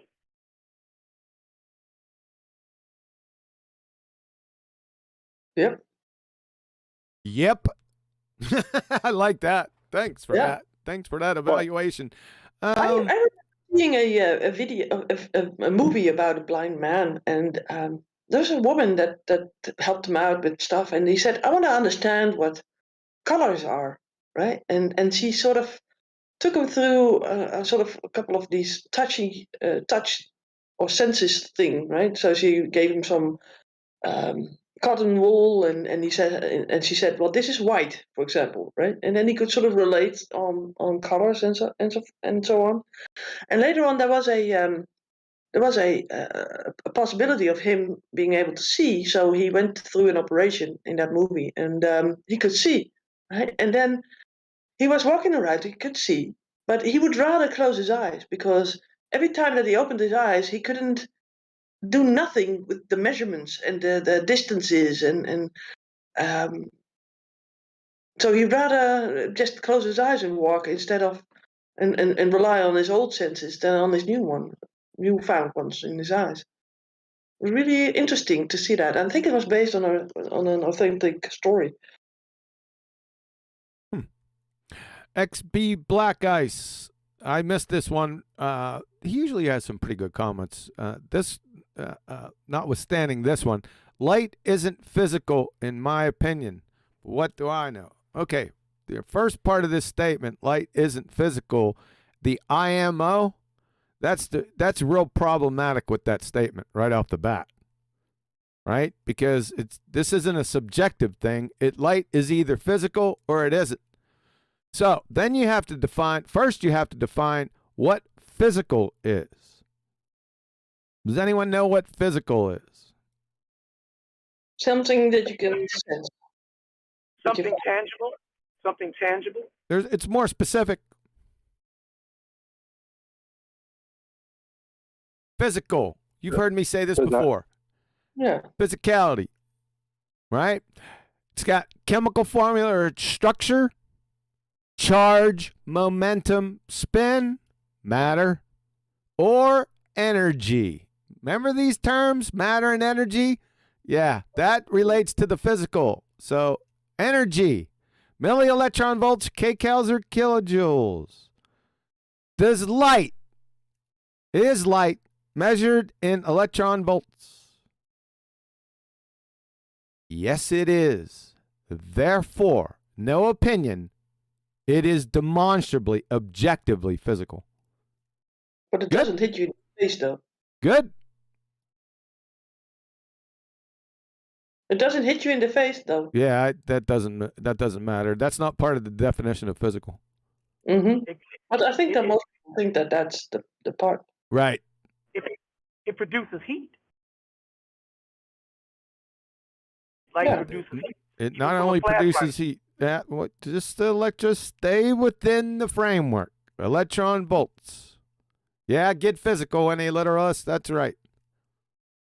Let's get physical. I knew that was coming from you. I'm sorry, but that's the song. From Olivia Newton-John. Yep, I got to mark her down since she's a topic of discussion for today. I think I got everything. Olivia Newton-John. See if this covers everything. See if I missed anything. Let's see if I missed anything. Hold on. Relax. I got wild geese. Relax. Ascertain my feelings. I didn't ask the question yet. You stopped me having to say that I had feelings that I didn't have. What? I don't need to relax. I don't need to relax. I am relaxed. What in the world? Yeah, you say relax. Yeah, I said relax because I said, listen, there's a lot of topics we had for discussion today. I want to make sure I got all of them. Now, if I missed any, I want you to tell me. So, wild geese, kissing booths, goose fairs, camels, dromedaries, Schrodinger, Olivia Newton-John. Mm-hmm. That's it. Did I miss anything? The treatment. That's no. Yeah, we did talk about that. We talked about mathematics. Yeah. Describe and explain. Description. Yeah, but these aren't all gonna fit. Wow. I'm limited on title space. Cherry picking then. I'm limited. It's not fucking cherry. Hold on, Adam. It's not cherry picking. I knew you would fall for that one. You can't handle the fallacies yourself. I can't. That's not cherry. That's out of this. It's so weird to say that. I have 100 characters I can put in a title in the video. I can't. It won't let me do it. But the whoa. Yosemite Sam. Olivia Newton-John seems a waste. We need Yosemite Sam. I can't get all this in here. That's way more than 100. Hold on. Mm. While you're doing that, y'all want to hear a quick story about Olivia Newton-John? No. She was, What? Do you know who her grandfather is? Isaac Newton, the one that did Her grandfather is Isaac Newton. How old was Olivia Newton-John? Isaac Newton. Well, that would be good, by the way. Okay. I think it's Tom Newton you're thinking of. Tom Newton. Listen. No, I'm sticking with D-Rose. Isaac Newton all the way. Yeah, right. Yeah. So, and by the way, ironically, his name came up in this discussion just a few minutes ago. Isaac Newton? Schrodinger. No, Olivia Newton-John's grandfather.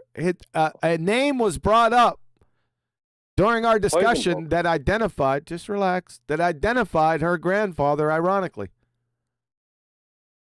Heisenberg. He was a... Yeah. I think, yeah, he was a Nobel Prize winner. I'm pretty sure. You think? That's not like you. I think, yeah, I can't remember. See, because there. Hey, oh, I know. Fig. No, it's not Fig. Who said Fig? Hey, Betty, guess who's in chat?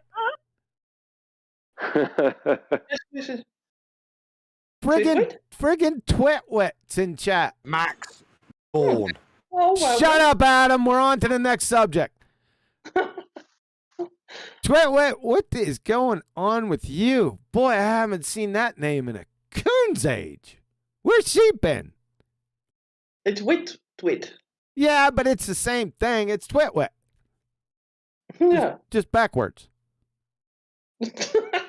A backward with Twitwit? All right, let's go back to the previous. Go ahead, Adam. Take all the glory. I will state the question again. Who was Olivia Newton-John's grandfather? You correctly remembered. It was the Nobel Prize-winning physicist, Max Born. Max Born was Olivia Newton-John's grandfather. Max Born. Hold on, relax, Betty. I am relaxed. Relax. I'm just rumping you. I'm just rumpusing you. Max Born. Remember, that was key because Max Born was one of the only people who had a great comprehensive understanding of matrix mechanics and matrix algebra, by the way. Just to let you know. And it was Heisenberg who received the Nobel Prize. And later on in life, now I know Max did, something happened. I'd have to go back and look at it again. But it was Heisenberg, Max Born, and there was one other person. Oh, man. Anyway, Heisenberg received the Nobel Prize, and for the longest of times, he always deferred to Max Born and another guy as major contributors for matrix mechanics, and they didn't receive the Nobel Prize for that, I don't think. Adam, what did Max Born receive his Nobel Prize in, please? Give me 1 second. What is matrix mechanics? Matrix mechanics is good. It's what Heisenberg came up with to describe essentially wave functions. Yeah, I've got it here. Born won the 1954 Nobel Prize in Physics for his fundamental research in quantum mechanics, especially in the statistical interpretation of the wave function. Nothing concerning the matrix mechanics? He also made contributions to solid-state physics and optics and supervised the work of a number of notable physics in 20s and 30s. But the prize there, 54 prizes, to do with wave function itself. Yeah. Heisenberg came out and said to everyone, too, he wrote this in a published literature, that he was beside himself concerning his sadness concerning Max Born not receiving that prize with him. I'd have to go back and research it, but it's something to that effect. Okay, we can move on. Betty, you don't have to relax anymore. Go ahead. Yeah, I wanted to know about that matrix mechanics because, and also these guys, isn't it too much of a coincidence that all these famous people have famous daughters and famous offsprings also doing other stuff and getting into the, like, high up stuff? Are you saying there's conspiracy? Yes. I mean, we get people earning a Nobel Prize that did more wars than before. I think they now want to have that Zelensky guy get that Nobel Prize of Peace, right? And I'm thinking, give me more guns, right? I mean, it's so ridiculous. So maybe that Nobel Prize is like the gatekeeper of like we talked last week about Einstein being the gatekeeper of the patents and stuff. The Nobel Prize is sort of the same thing on the same thing. That's gone off the rails recently. It wasn't always that way, but I'd have to agree. Recently, with the Nobel Prize, it's become a fiasco. But back in the day, I would say not. You think it was hijacked, maybe? I don't know what happened to it, but it's become a slight laughing stock because they're using their imaginations and getting not Nobel Peace Prizes. The Baltards, that's hilarious. They remember the couple were they toe tags or were they the other ones? What are the other ones? I can't remember, but Treatments. Say again? Treatments. The numpty clips. Numpties. Sorry. Okay. Yeah, it was the numpty clips. A couple other Baltards got confused between a Nobel Prize, like in physics. There's only certain Nobel Prizes in disciplines, but they got confused that they were talking about science, and I think it was Neil deGrasse Tyson's thesis advisor won a Nobel Peace Prize. I can't remember the dumbasses who said that. I barely fell off the chair. Baltards, you still crack me up, even to this day. Well, also with I'm just thinking of a couple of other guys like Darwin, and then wasn't it his son that also did something with the moon and the waves and the tides and stuff? Yeah, Darwin didn't win a damn Nobel Prize, though. No. Well, I think that people would want to give it like after his life, right? Posthum. Posthumously, yeah, there would probably be dumbasses who would do that. Yes, but go on.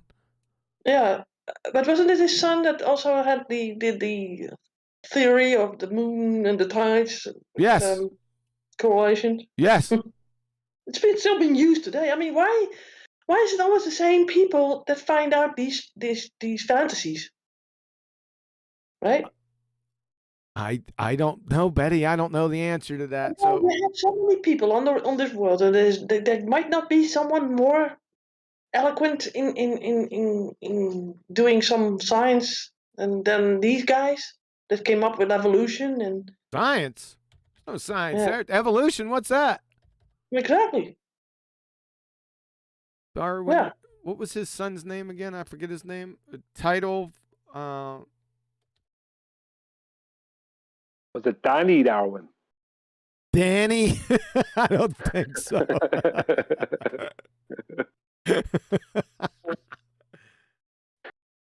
Moon's title. I remember this a while ago. You knew this. What's that? That you knew who the guy was. right? Yeah, it's been a long time since we discussed this. I think you need to go back into your stuff and go through it again, and because you're forgetting, man. It's a lot of stuff. Yeah. Speaking of Neil smokes the grass out his big fat ass, Tyson, the chubby bison. This guy tweeted just recently about the Super Bowl. He said the Kansas City, and he tagged the Chiefs, the Kansas City Chiefs NFL football champion team. He said the reason why your kicker missed the field goal in such a quarter was because of the Coriolis and the earth. He literally, I copied and pasted it and put it on the main chat of FED. I'll send it to you too, Q. This guy is on a roll, man. I mean, he's tagging NFL teams with his purported bullshit. So Yeah. he's still ranting about the kicks being missed because of Coriolis and the Earth's rotation. The guy's really I weird. kid you not. Yeah. Still I'm can't- gonna need my coffee. Oh, it was Jorge Darwin. Jorge? George. Nathan calls George's Jorge, so I thought I'd, Oh. you know. So it wasn't Danny. Danny Darwin. Hey, what's wrong with Danny? That's my name. He's friends with My Tom. real name is Danny. Danny Zuko from Greece. Greece. Yeah, there used to be, I think he started the theory of tidal locking. Yeah. I think it's something like that. There's not too much literature on that, though. Just some obscure thing, you know, from back in the day. But yeah, Everybody repeats that it's this way and that somebody figured this out. Yeah, but it's not the same for all the globe stuff. There's nothing really there for it when you look into it. That was why we all exist as flat earthers now, because we looked into it and there was nothing there. Yeah, there's nothing there. Yeah, exactly. What's tidal locking? Y'all can't drop these words and just leave me. they're not words. That's a phrase. Oh, okay, I got that. Okay. Okay, so I'm thinking pop locking, like breakdance and pop locking.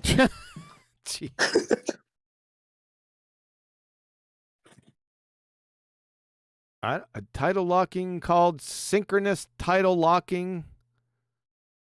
It's a pair of co-orbiting astronomical bodies occurs when one of the object reaches a state where there's no longer any net change in its rotation rate over the course of a complete orbit. So the moon is tidally locked, so it does rotate, but yeah, we can't see the other side because it's tidally locked. So whatever, yeah, something like that. Yeah. I'd like to Did see I hear that. somebody? I'd like to see that experiment. Did I hear somebody mention the FED? I think it was Nathan saying that the moon doesn't spin; that it's more of a wheel. That's what he heard. Yeah, it's like Journey said, "Wheel in the sky." Yeah, it's got that. Right. Yeah. Okay. Got you. And while we can't see the back of it, got you. Now I don't know if Journey knew about the exact wheel in the sky. Were they talking about the whole universe as the wheel, or were they talking about the tidally locked moon? Hey, Twitwit's giving. She's provoking you, Betty. Tell me more. Tell me more.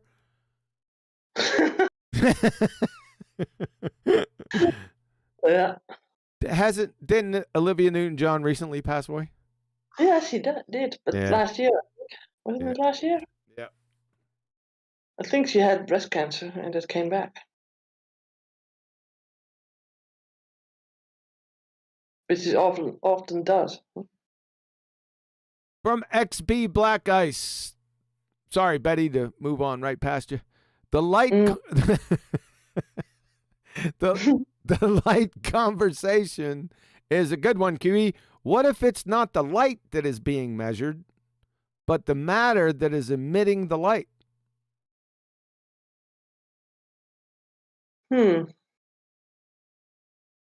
Well, that's for the group. Do not try to bend the spoon, only realize there is no spoon. Oh, then it's easily bent. So what you're saying is, are you measuring? So let's say I got a flashlight. Is the light the flashlight, or the flashlight is the light flashing? Well, there has to be a trigger.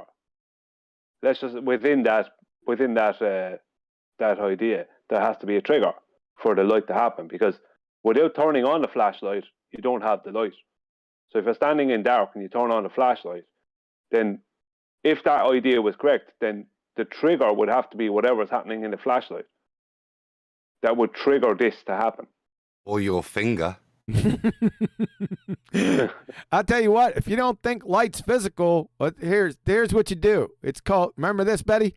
It's called Huey's skivvies experiment. You remember that one, Betty? Yeah, but I've never seen anybody do it. Yeah, that means like in the summer months, you need to fly down to Florida or Hawaii. And what I want you to do is I want you to go outside from 5 a.m. to 9 p.m. Nah, that's too long. 5 a.m. to 5 p.m. each day for a week. And nothing but your skivvies. And then I want you to report back at the end of the week that light's not physical. But they say radiation then, huh? Radiation? Yeah, radiation. UV light. Isn't that a cool word? Yeah, I like it. It's not as cool as acquiesce, but it's a cool word. Mm-hmm. To radiate. Yeah. Like the girl in the booth.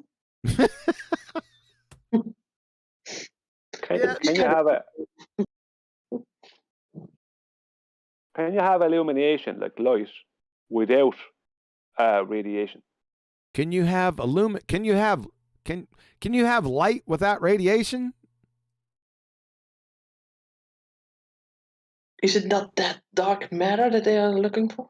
Dark matter? What the hell? Where are we going now? I like the antimatter.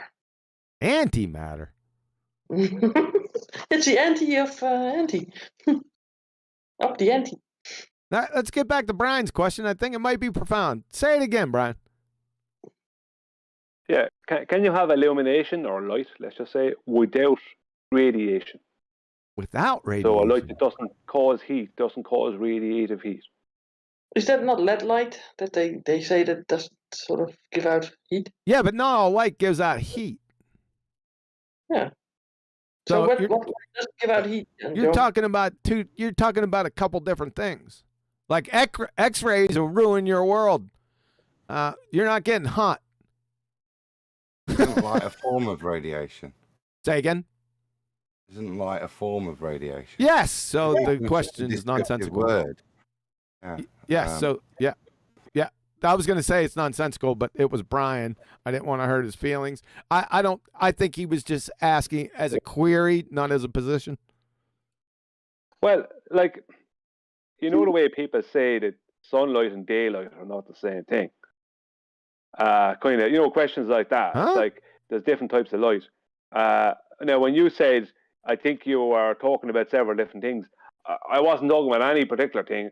Light is the one topic I know basically nothing about.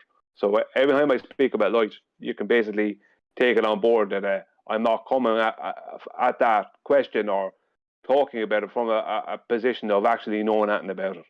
That's the same for everyone, Brian. You sure love an aspect of that light topic. Which aspect is that? The speed part. Oh yeah, well, see, that's the thing. You see, yeah. I know. I still know what nonsense is. Yeah. Are you in the need for speed? Speaking of the speed of light, somebody was going back and forth with me. Well, actually, just running his mouth because I didn't go back because, like I said, I'm humbly a learner, a student at all this. But he said that he kept saying we. He never said who it was. He even sent a picture, like a meme or some type of thing, or a YouTube link. I don't know what it was. That they measured the speed of light. I just wanted to know what type of quantitative equipment that they did to do that. No, they didn't. How did? No, you'd have to ask. You'd have to ask him. That's never measured. That was one of my first presentations from way, way back in the day, boy. Didn't know you back then, but thank you for confirming that because I was basically the layman arguing with this so-called expert, as he kind of implied self-proclamation. Well, but, I could tell he was yapping his mouth, huh? Well, did you ask the question to him? No. I was saying something, and like any other Glober, they interjected in my thing, and then started going from there, and started saying this and that, and then we went this and that and there. Then he went. He was going back and forth with with somebody else, Montriv or what, I forgot his name is. I can't recall his name. Holy on shit, the chat, man! but- Get a hold of yourself with this and that and this and that and the other thing. I don't do that shit.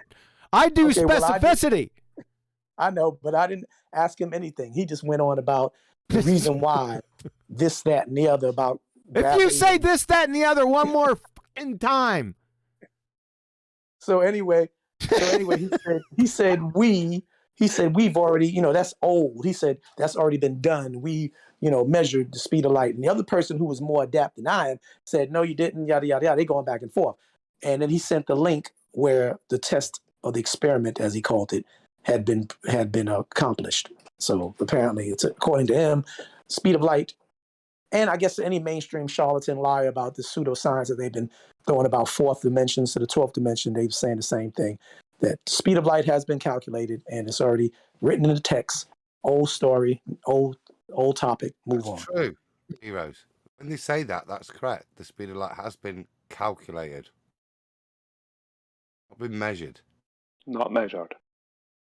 Okay. They'll say that, though, as if it's proof.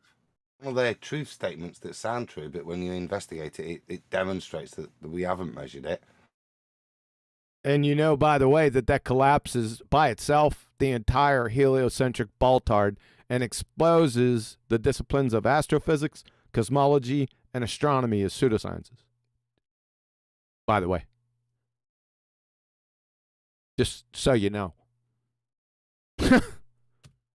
Try to do anything in astrophysics, cosmology, or astronomy without C. You'd have better luck sprouting broccoli with from your armpit. Oh, don't do that. I hate that. Ugh. Pardon my my protege layman knowledge, but C would be curve. No, C is the speed of light. Oh, really? Why is it not S? What the hell did he get to? Because that's for Superman.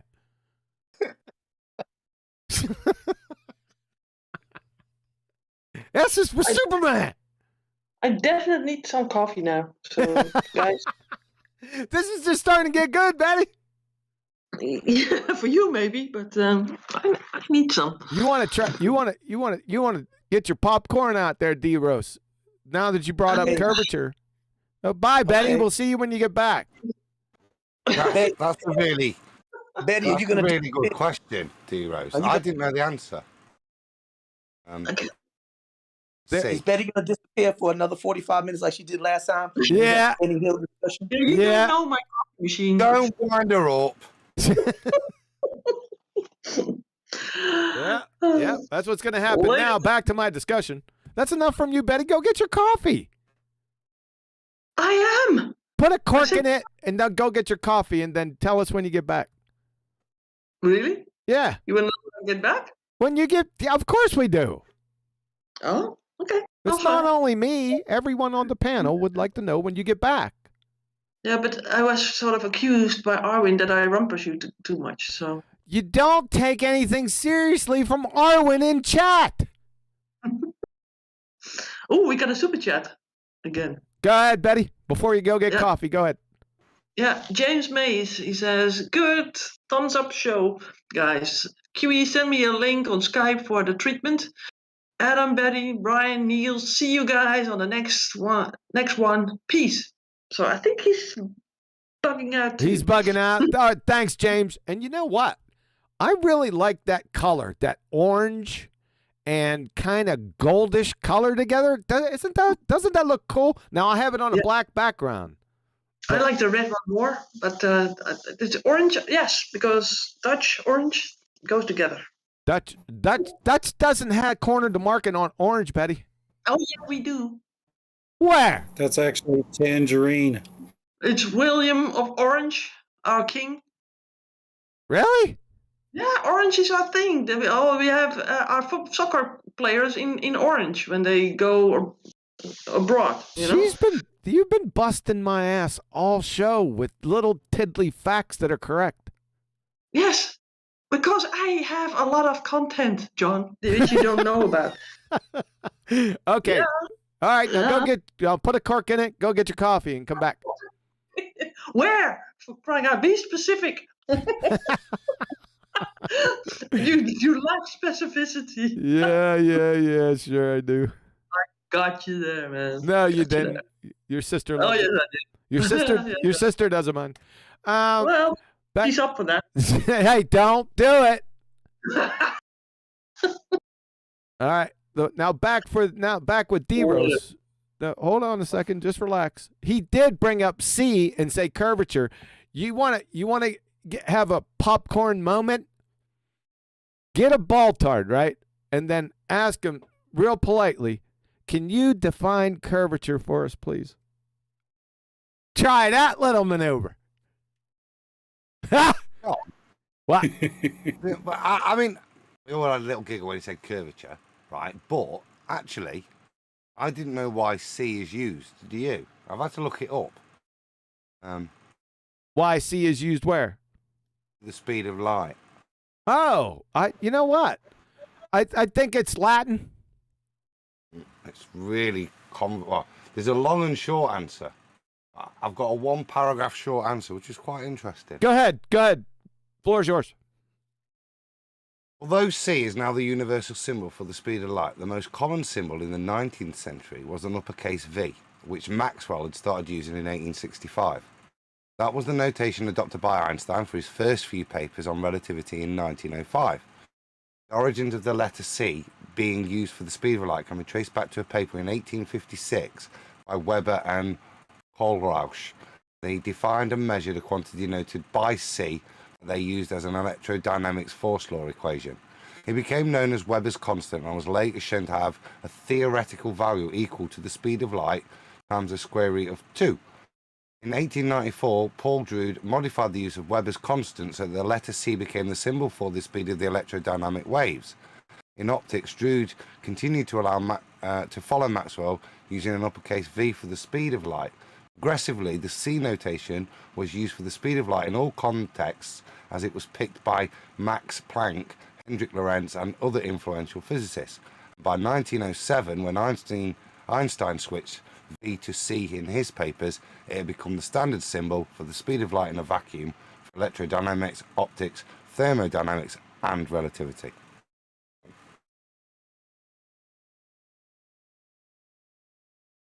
Gone for a banana, hasn't he? Thought it was Oh, sorry. No, I said wow. I was on mute. I didn't know that, so that's... Aha! I just remembered. See, it's been bothering me the whole time about Heisenberg and Max Born. The other gentleman was Pascal Jordan. So those three guys were the progenitors of matrix mechanics, just to set the record straight. It's just eating at me that I thought it was Wolfgang Pauli, but I knew that was wrong. He was associated with it, but the main three was Heisenberg, Born, and Jordan. There you go. I think the pub quiz answer would be Isaac Asimov stated C for celeritas, which is the Latin word meaning speed. See, that's what I thought it was. That's where I came by that. Isaac Asimov got his hands in a lot of stuff, Mr. Asimov. But that's where I came by that, in my travels. So that sounds right. I like my short answer. I think that makes sense. I like the Latin from Isaac Asimov. Yeah. In which case, you see, D-Rose is right. It should just be an S. Let's not be pretentious. We don't speak Latin. Just S for speed. C for celerita. Yeah, because what's S used for? Any other speeds, you should be superseded in their world. The ultimate speed is that speed. Yes, correct. Why not L? L. For loser? Or light? For light. Then you know what speed it's relating to. even the word speed in terms of Latin means speed. Speed what? Speed of dark? No, See, they can't use the form. I'm sorry, they can't use in the formula SOL because that means shit out of luck. So they couldn't use that.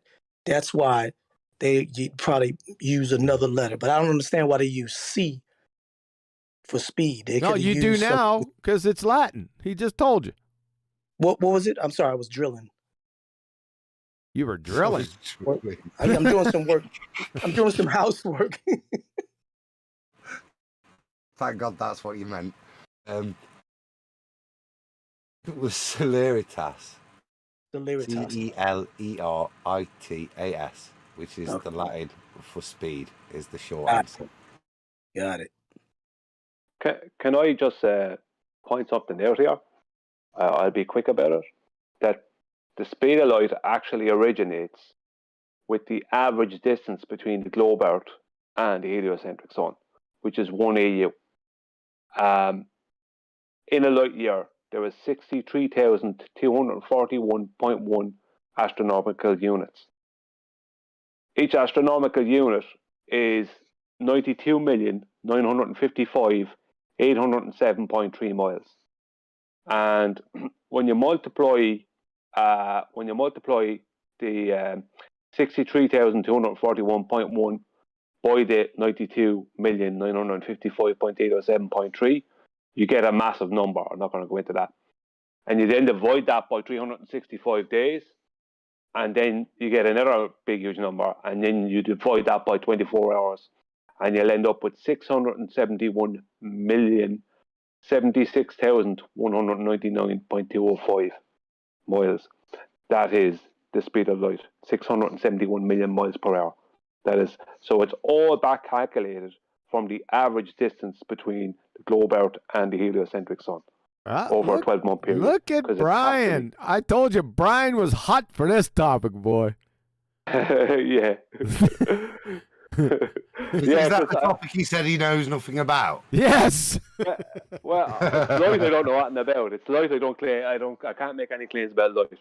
But when it comes to this and Kepler's analemma and different things, yeah, because they have no choice, because the globe Earth is never at a constant distance from the sun. It's always changing its distance, and so at 2 points in the year, it's either 3 million miles closer or 3 million miles further from that sun. So for their speed of light to work as a calculation, because everything in the globe and heliocentric model is calculation, for it to work as a calculation, because they don't need a measurement, they need a calculation, it has to match. It has to start with that average.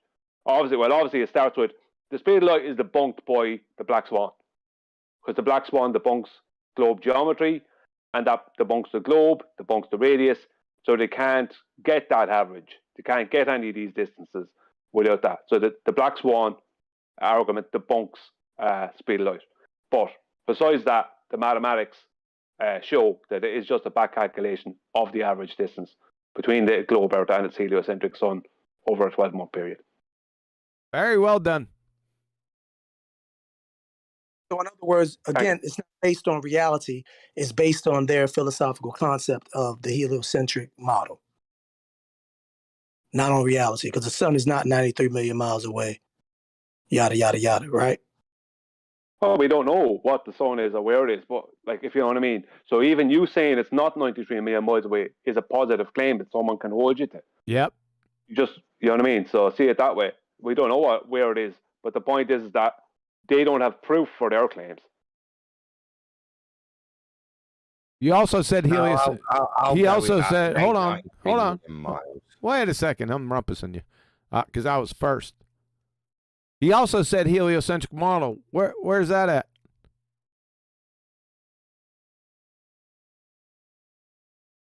Where is it at? Yeah, I want to see it. Yeah. Well, the definition of a model. Okay, isn't a model just supposed to be like? I didn't say definition of a model. I didn't ask you that. I said, where's the heliocentric model at? I want to see it. Oh, I've seen it in kindergarten schools. That little big yellow ball with the little planets around it, and the children spin it around. There's planets around it? Really? That's the heliocentric model? That's their model to me. Yeah, That's their model. That's what you they better teach children. at. That's not their model. You better at. That's not a model. Can you show with that model that you said the heliocentric model, gas pressure on that heliocentric model and what it states concerning gas pressure? Okay, that's true. You got a point. Yeah, See? you can't miss component. Yeah, components are missing. You got it. I got you. I got you.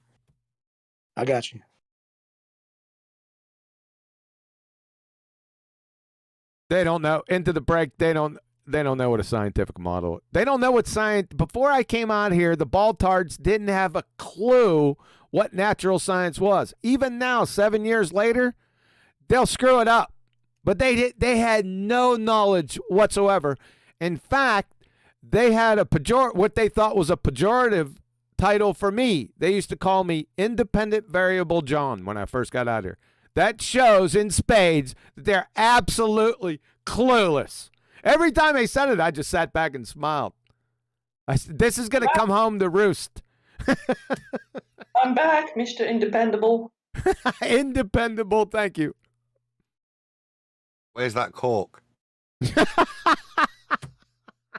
I sort of feel an entanglement. Where's the cork? Perfect. I just popped it. I got a visual on that one. You shouldn't. Yeah, I know I shouldn't, but I did. One of the many variables. Yeah. Those were the days back there, Betty. Just reminiscing. Oh, yeah. That's when you still call people sir instead of numpties. And globetards.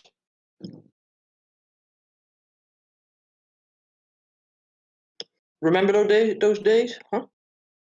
Yeah. Yeah. You said sir to Rumpus. The Rumpus. Well, I was only out here for like 2 weeks. I didn't know these guys. It was longer. No, it wasn't, because that video came out in June of 2016. You already had done a couple of these presentations with the other guy. What's his name? Who? Bassano. Yeah, Bassano. Yeah. I don't think so, Betty. I think this came. No. Well, I stalked you to death. I know. I stalked you to death. Back in the day, those because I remember you only showed up at Bassano's. I saw that your icon, and then he suddenly decided to stop altogether. And I was like, where do I get my information now? And I thought, well, let's see where else to go. Then I saw your icon pop up on these hangouts back in the day. And I thought, is that him? And yeah, I heard your voice. And also you had a computer that made these sort of strange after sounds after you spoke. This sounds like pretty substantial evidence. Like freaking berserk if you would hear it again. No, it was Bassano. Into the break, it was Bassano. I was on Bassano shows before Cathexis. That was some time before Cathexis. Later on, you hooked up with Cathexis, indeed. Yeah. But you see, I came out into a debate there was Rumpus, Steve McClown of the Clan McClowns, Jeremy, the other guy, his dad was a particle physicist. Remember the long-winded idiot? Oh yeah. What was his name? Dick? He was Richard, no, something or so. Richard, yeah, it was Richard. Yes. Now. Yeah, because he called him Dick. And he was living in Thailand, and you had a nice conversation about snakes, and then it all turned like venomous. Yeah, good one. Betty is all over this. Now, the result of that, remember, because they all started rumpusing me real bad, and I started tearing them right into their asses. Mm-hmm. That debate between me and Rumpus was a result of that interaction. And with Steve McRae. And Steve McRae, correct. But he didn't come through. Yeah, right. He started backing away real quick. I still got those emails, by the way. He wanted to have panel on instead of him alone. What's that? You wanted to have his panel, right? Instead of him alone. Yeah, he's all talking shit right there about his channel and how great he is, the master of the universe. I said, I'll debate your ass. I'll tear your ass up. No problem. He's there. When? I said, now. He goes, I'll get in touch with you. I said, what's your email? You know, so I got all his pedigree, so this wasn't just going to be all talk, right? So I emailed, immediately after that show, I emailed him. And then he went down, he kept on friggin' diverting away with his little feeble, ball-tart idiot cowardice. And then in the end, I think it was 2 or 3 days later, he says, okay, we're ready. And he said, what? Where?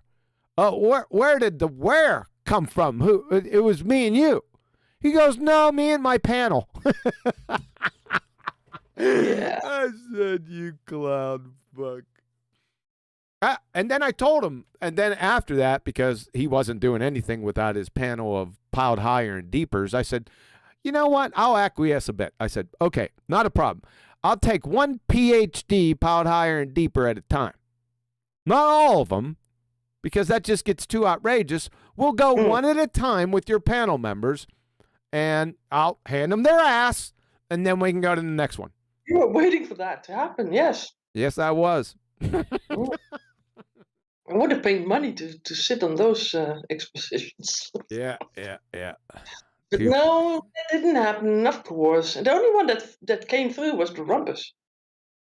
Yeah. That hangout. Yep. I think it was it the next day or maybe 2 days later? It wasn't. That's what I'm telling you. Yeah. That's what I mean. It wasn't that long when I was out here that happened. I have those that hangout of those guys. I have it saved. Do you have the date? I'm not sure if there's a date on there. Hit property. When you get it, you don't have to. You don't have to go chasing it down. Now hit properties on that monkey and see if it gives you a date saved. Yeah, when I saved it or when it was really broadcasted, I don't know. Oh, that's right. I forgot about that. Yeah, I'm sorry, but that might be a thing. Yeah, that would be a thing. But I'll tell you what, that was priceless that you downloaded that, because that would have been lost, into the vacuum of vapor. Yeah. Well, also the one you have on the channel with Rumpus, right? That's the one. You have the one with Rumpus, but also have the lead up to that one. Yeah, dude, but that was on my other computer. Do you still have that one? Sure. But it was a cluster. I mean, it was a dumpster fire. And you tried to share your screen, and you did a lot, I think, and overtalked you a lot, and it was like nastiness all around. Yeah. Yeah. Yeah. But then you called them sir. You were very cordial then, and that sort of turned along the way. Wonder why. Me too. Yeah, because back then you had the arguments all down, and now even more so. There's no need to call these people names. I mean, we all know what they are. Basically, they are in disbelief of their own belief. So on my next treatment, I can't look at Kim Hopkins down there. She said, Huey was nice? ? Yes, he was. He really was. Never called any guy any name at all in the beginning. No. Also on the Zano, you even corrected him when he sort of said a lot of the F word, right? And somebody else said, "Well, was there a breakdown or a fallout with the Zano?" There wasn't really. Was there? Nope. Not initially in the. He just stopped his channel altogether, and he was going to do something else, I think. Yes. Oh, I don't think we ever had a formal falling out, even after he stopped his channel. Never. No. Yeah, he came on also on your show to have a debate, or not a debate, an interview, right? And he was talking the whole time. It was really fun. Yeah, he came on one of the shows. Remember, I was evaluating. Who was I evaluating? Professor Bell. Remember, because Robert went and tracked down all his pedigree information? Yeah. Yeah, so. Give him credits for a couple of phone calls that he made, huh? Oh, no doubt about it. Robert was a pioneer. Oh, it was so funny. Afterwards, I think they ramped up the security on those phone calls. Yeah, they did. And then Robert blamed me for compromise. He blamed me. It was just in jest. Because, you see, the reason why I came on his show was he interviewed the lead researcher on the Sohu team. You know, remember that? Yeah. And I was listening to it, and I was like, that's horse shit. And because he almost said that the sun was a second law of thermodynamics violation, but Robert had stopped him because Robert had his own agenda. And I got really upset. I said, I'm saying to myself, why is this guy not letting the Sohu guy talk? Because he's going to dig his own grave. He can snatch his own wig off. Right? And he started talking about, I think he said something to the effect to Robert, like, oh, that problem with the sun. And I'm there, oh, here it comes. Then Robert changes the subject. I nearly lost my mind. Right? So that's when I got in touch with Robert. And I said, listen, and then, 1, 2, 3, A, B, C, 4, 5, 6. And Robert said, oh, shit, I need this guy on the show. But anyway, leading back to that, so I'm on the show, and he's doing all his telephone calls. I just sit back and laugh. He got back in touch. So it was just a random day. It wasn't a show. Random day, Robert calls me on Skype. We're just bullshitting around. He goes, because we used to call people that were not aired. We'd just randomly pull up his Skype, and we'd just start. It asked me. I would go down the list. I'd say, "Yeah, call him right now." And and it was one of the days where he wasn't live, and we were doing the usual thing, and the Sohu guy's name come up on his Skype, and I said, "Go call him back." Right? Yeah. Let's get it, because now Robert's armed with everything I told him. I said, let's get into this. And I said, I'll be quiet. And that didn't work out well, because he called him. He definitely did. They were talking for about an hour, and I kept on. Robert wouldn't jack him. Right? And I started steaming. But I couldn't do anything. I couldn't do anything because he didn't know, the Sohu guy didn't know I was on the call. So I couldn't say anything. But it just got to, he said something so fucking ridiculous that Robert didn't catch him. I immediately said, fuck it. I said, that's bullshit. Something to that effect. And he goes, what? Is somebody else on this call? And I said, Skype, and he was on the call. I mean, you could have fed him sort of some. Yeah, he wasn't paying any attention though, Betty. Yeah, Robert on his game. Yeah, right. And that's when it started. Now, was that the trigger point for the memorandum through NASA not to answer any phone calls because there was some guy out there broadcasting them live? Do I know that for Robert played like I was the trigger for that? But no, I think it was the other phone call that he made through about the Hubble telescope, and then he sort of said, "Well, where are the thrusters on the Hubble, or where are the cameras on the Hubble? Do you really know where the Hubble is at?" And that the guy said, "Well, we don't have any footage of it. I mean, there's no cameras on there." He said, "Are there any thrusters on there?" Right? No. So that thing is falling, and you don't even know where it is. Something like that, right? It was something like that. Yeah. Yeah, I was also like, yeah. And also another call with the Sophia telescope that was coming from a airplane, right? Yep. That made the same freaking pictures as the so-called Hubble did. Yep. And so he was sort of getting to the guy and said, "Well, isn't it funny that the Hubble and the Sophia telescope are making the same pictures?" And so the guy was also thinking, okay, so maybe this whole thing isn't what I'm thinking that it is. And I don't know what happened with the guy, but he was really fast back. And I think that it ended very suddenly. Yeah, but that wasn't the trigger. Go ahead, Brian. Go ahead. Sophia. Yeah, sorry, I was going to say I remember that. I remember the guy saying it had been 24 years or something of him doing that job. And the bit of information that Robert was asking him for, he said, would you know in 24 years, I've never seen that. It was something really important. Yeah. Yeah. Yeah. But that wasn't hold on, Adam. I'll get back to you in a second. That wasn't the trigger point. Because earlier, because we were on the trigger point for, the end of the calls, because he had called somebody and the receptionist asked him if Robert was recording.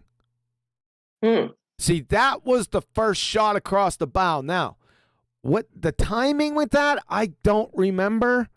All I can remember is Robert blaming me, but he was blaming me tongue in cheek. So that's all I remember. So it had to have happened before that little incident, the Sohu incident. But go, Adam, go. Well, if there's someone else that's going to call these people of NASA, right? It was always Robert that called these people. Yeah. They might have checked him out, and also his channel, and some people might have gotten suspicious. So it might not have been one call that did it, but maybe multiple calls did it. Yeah. I got a question. Hold on, it's Adam's turn. Go ahead, Adam. Just that bit. I remember that because when we were on Arm Realm, it's different in the UK, and Robert being held to task on that recording thing. You can record stuff over here. You don't have to disclose it.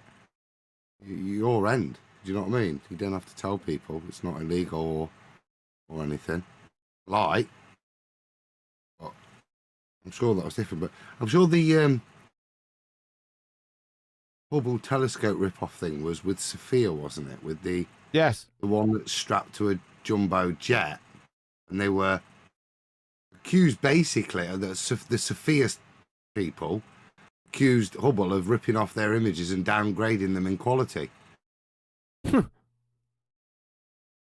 I remember Robert saying, sorry, Betty, I'll just be very, very quick. I remember Robert pointing out that the exact same camera with the same exact lens and everything else was on the Sophia that was claimed to be on the Hubble. Yes. I'm finished, Betty. Correct. Yes, I think the data also of these photos were like similar to Hubble and Sophia's. Yeah, similar. They're exact. Yeah. And didn't Pisano discover that the satellite must have been on balloons? Yep, he was the first guy to come. Now I don't know about the first guy, but he was balloon guy. He has that. I have that somewhere. It's on the ESA balloon list. Yes, the balloon list, and then all the payloads that were being brought up and. Yep, Mir, everything. I still got that somewhere, and he also went back into history, into the military history about all those declassified documents, talking about the procedures way back in the early '60s about the NASA's balloon program. Yeah, but it wasn't NASA at that point. Mm-hmm. Because the whole space station being brought together, right? That would have been a great documentary to do, right? If you were going to make a sort of a big deal out of things, and like being on the moon, for example, why wouldn't you document how the space station was sort of integrated and put together, right?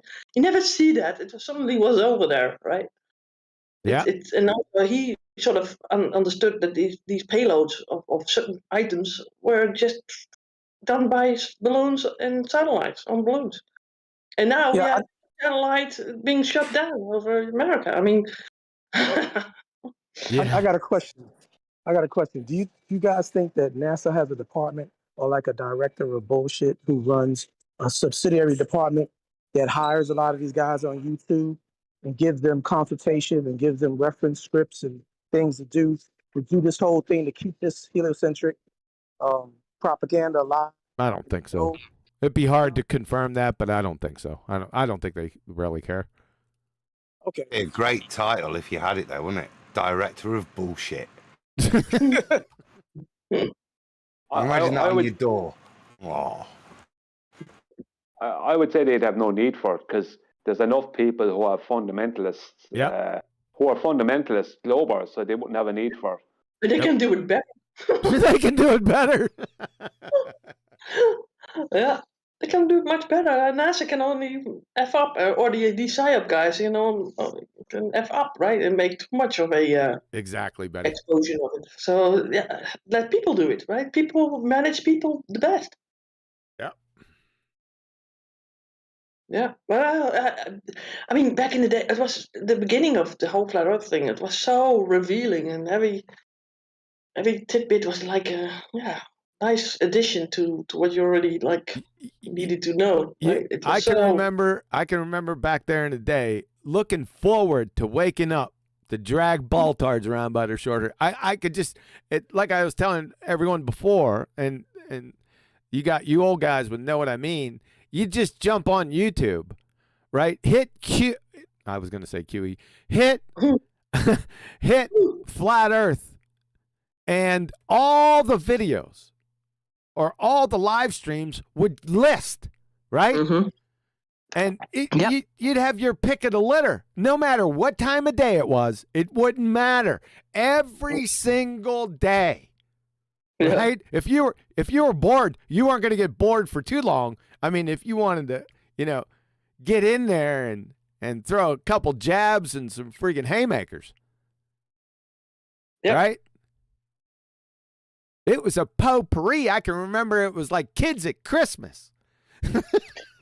I remember one time in the morning that I discovered the whole live shows that were on there. I didn't know about Hangouts back in the day, and that there were people talking live on there, and just like a bunch of people together. And it was in the morning, just before I had to go to work, and I was looking at this, and there was sort of a parody going on. There was a guy on camera with a white coat on, and he pretended to be sort of a NASA scientist, and and it was so hilarious. It was like flat Earth humor, right? I never found that video back. I think it's deleted already. Yeah, it was so much fun to see that, and the guy was trying to explain that a picture of pepperoni pizza, for example, was the moon, and that's so fun. And that behind the curtain there was something else lurking in the shadows, and I sort of got the hang of all these hangouts and stuff, and I've tried and followed them, and I found Catexis there, and he could talk, man. He could sort of drone on something, and it was really interesting to listen to the guy. He had a lot of knowledge about certain philosophies and also sort of psyche of people and stuff. And he early on knew that if you sort of took side of either flat Earth or globe Earth, that you would be like punished for it to take that side. So he stayed in the middle, and that was fun. And also that I wouldn't have known about the pendulum, for example, right? And a focal pendulum, and I wouldn't have known about Coriolis, and I didn't even know there was a thing, and all the bathrooms in on the equator, on the one side of the equator and the other side. Oh. Time somebody else came with something else, and then I think, oh yeah, and what about that, and what about that, and it seems to be sort of nowadays a little bit run out. I mean, if people want to know, they have to basically go back and basically go back to those topics that we already discussed here. Yeah, but most of them are deleted. The people that aren't around anymore, right? Yeah, but we have your Catexis things, and we have also Robert Lozano. We do. A lot of this we have on your channel.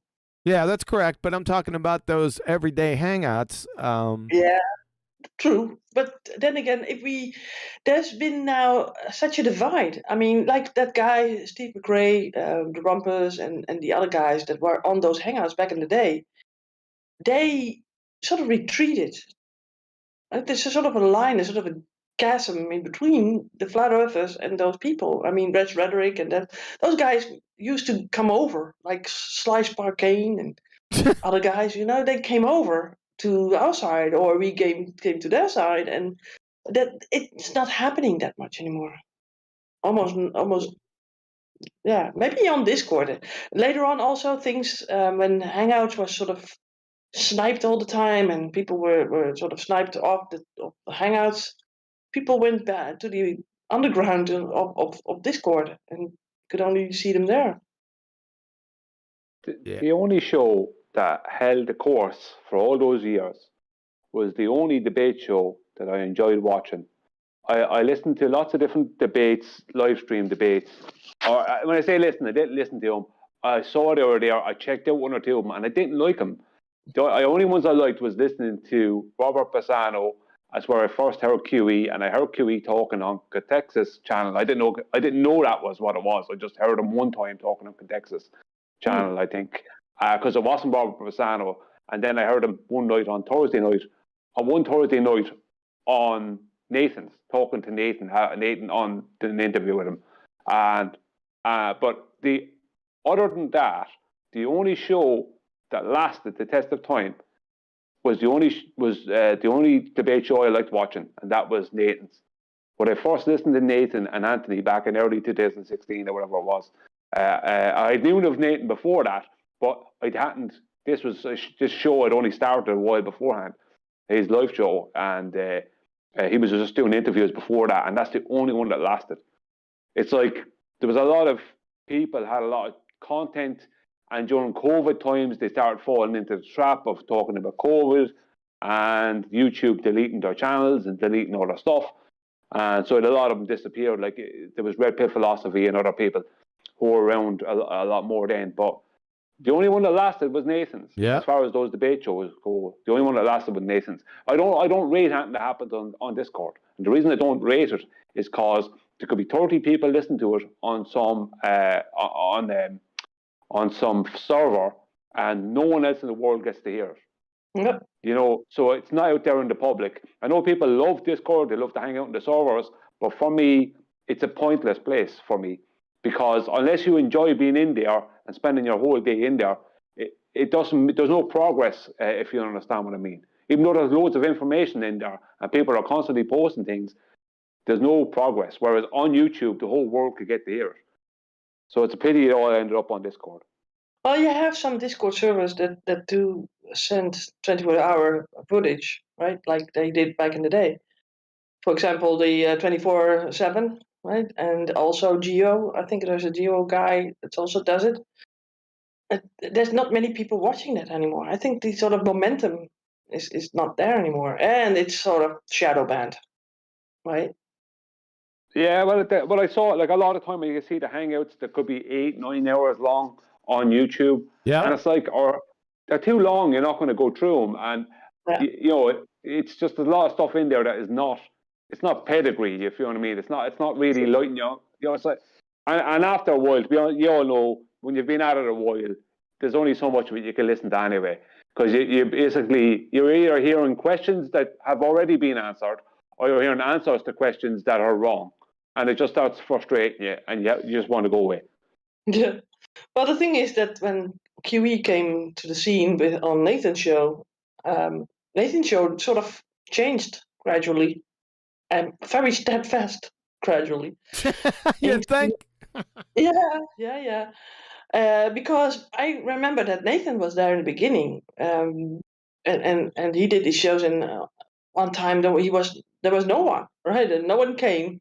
And then there was one person that came, and then there was a Glober, and Jim Panda was over there, and Sliced by Kane, and all the guys, and he was not winning, right? There was no winning points or whatever, and then I saw you, QE, in the chat underneath the videos, also interacting, and hopefully somebody would notice.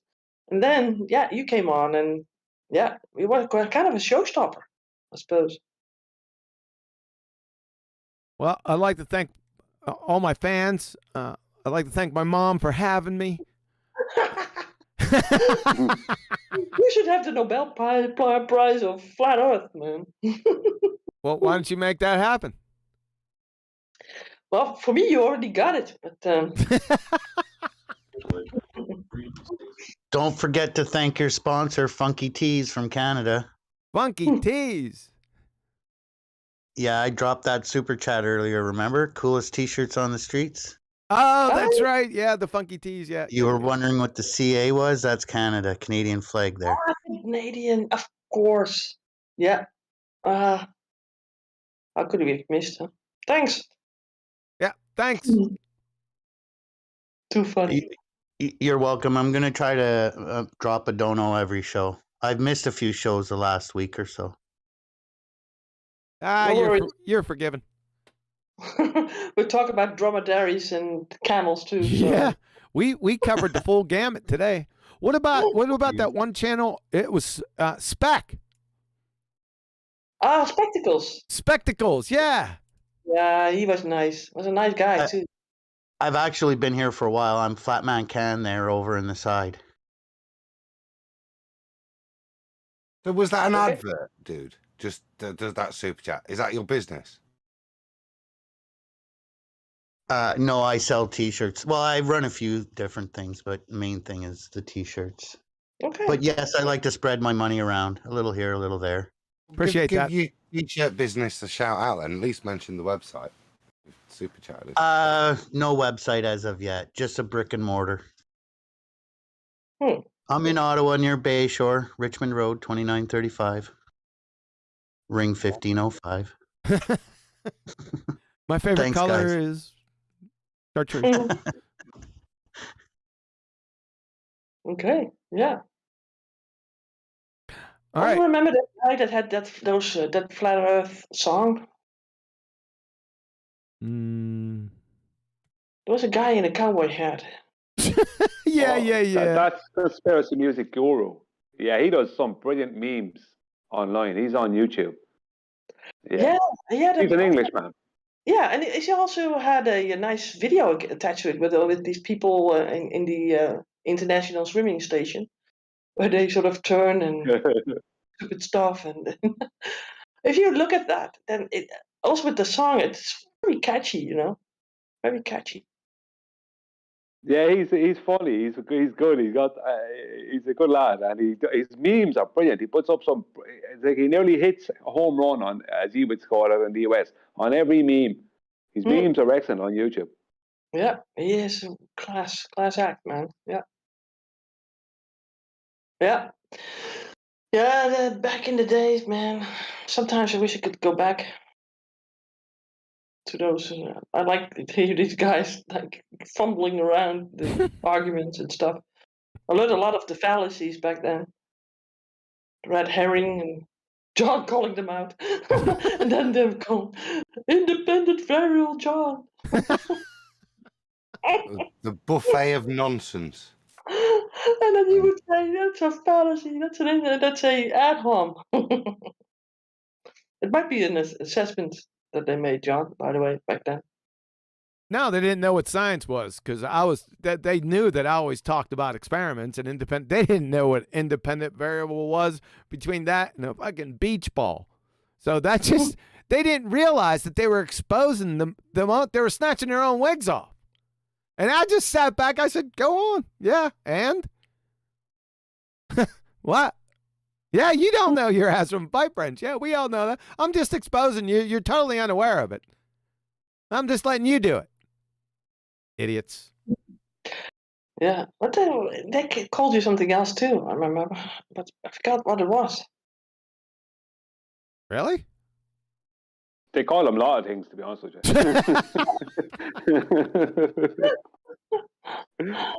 Yeah. We miss some old guys that were back there. That one guy. Oh man, what the hell was this? Not Ad Blocker. The guy from, you're gonna know who I'm talking about. The guy from, was it Czechoslovakia? Oh yes. What was his name again? Thor. Hey James, Thanks, man. Humble H, he has questions. Why be silent on the live show? Thanks, Adam, Betty, and Brian. I love being here. Pip up, Humble, or pipe up, Humble. That's what he's saying. He already piped up, James.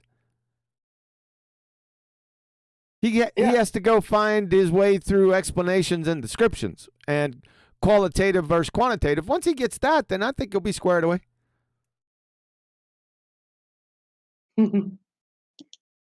Back to Thor. Thor. Yeah. Where is that guy at now? Boy, he said some stupid shit. Still, I kind of had a sort of a like to the guy because he could be so devious with his speech. You know, he was very devious. He's a very stupid person. He was trying to catch you in the act, or twist your words a little by little, so that you would think that you said it, but you never said it. What he claimed that you said. You know, it was very subtle sometimes. Very subtle stupidity. Oh yeah, but he had the wrong guy. Yeah, he caught the wrong guy. Yeah. Yeah, he tried to do it on you, but he never got you for real. And then afterwards, he was also a backstabber because I remember him after he talked to you, he would be in other hangouts, and then he would sort of get that whole conversation back up. Yeah, but John doesn't understand this. Yeah, idiot. And that come rolling on in there. Curved and ad blocker. That it might be even the same guys. I don't know. No, ad blocker was somebody different. You had back there. You had ad blocker. You had Thor. You had what the hell was his name? Oh, what's his? He's come out here every now and again. Not Flat Earth Math. He's been out here, since more or less the beginning. He was also on the Sonos. Remember? Yeah, I drug him around there too. Very cordial initially. You guys know him. He wasn't out. He was out here not that long ago. Also, that dumb. I don't. There's just so many idiots that you have to remember. That guy that doxed everybody. What was that? Don't know. Timmy Clown out here. He taught everyone to snipe people out of the hangouts. Yeah. Remember? I think in the early days, wasn't there? Doxing and.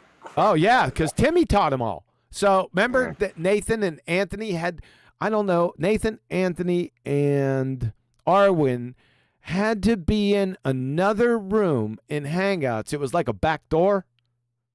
Yep. Trying to get these guys to be able to snipe. Yeah. You know what else there was? I will share it because I cleared out my old bag the other day. And in there was the envelope. So when I got back from Italy, from the Flat Earth tour, I arrived to a blackmail letter. All sorts of threats and allegations in there. And I'll leave it at that, and I'll bring it on, and we'll do it on a show, John. Really? I'll show people. Yeah, because I've got the whole thing. It was from some foundation in London telling me to leave Flat Earth. I had to quit, or all these threats, and I'll go through them. There was accusations of all sorts of impropriety, sexual even, to really telling my wife what was going on. Oh, it's brilliant. So I'll leave it at that as a clear. I'll download the documents from the letter that was sent to us. I got the police involved and stuff, and they weren't interested because we're not a real minority group, Flat Earth, so you can blackmail them. But yeah, I'll download that because that was another thing that happened. There was a lot of stuff like that, doxing and also horrible stuff like that behind the scenes that's probably not been heard of. Why don't you get it for? Let's do it next week, next Tuesday. Yeah, I will. Kim Hopkins, QE, if you can acquire this video with Rumpus, you should drop it in 24. You could do it, Kim. Go on this channel and go to debates under the playlist, and he's in there. He's probably the first one. Let me do it. Yeah. 1 second. You know, it's funny that our opposition spent such a long amount of time trying to dox people and snipe people, and you have blackmailing and bringing the police into things is such utter nonsense. It's like, if you've got an argument, why do you need to do all that? It's like, I've never once thought of doing something stupid like that to any one of our opposition. Not one time. No matter how angry I might be at some of them, I never thought of, I'm going to try and dox their house or some nonsense like that. Like, you know, if I could find out where they live, that I'd try and put something out online or do something. You know, why would you even, like, I'm not here for that. Why? I don't care about where you live. I don't care about anything to do with you. I'm only interested in the topic, not that. So, why they ever did that is just, you know, and why would you, if you've got an argument and one of your opposition point out that it's flawed, that it's failed, it's rebutted, it's debunked, why would you then take that same argument and use it again the next day or later on the same day? Yeah. Like, why would you do that? Yeah. It makes no, yeah. That's exactly what would happen, Brian. You got it right. Same. It would happen. It's rinse and repeat. Yeah. Yeah, it makes no logical sense. It's like you have to kind of go, well, the reason that this person is in this arena and the reason I'm in here are for two completely different reasons. I would never hold on to something that's debunked. It's a nothing to me at that point. You know, I don't know. Yep. I think that all got started. I think Timmy Clown was the one that started with the sniping stuff. That irritated a lot of people. But I think the one thing, I think it was two people. It was Timmy Clown with that, because it started to reach a point where it was just preposterous and it started getting nasty.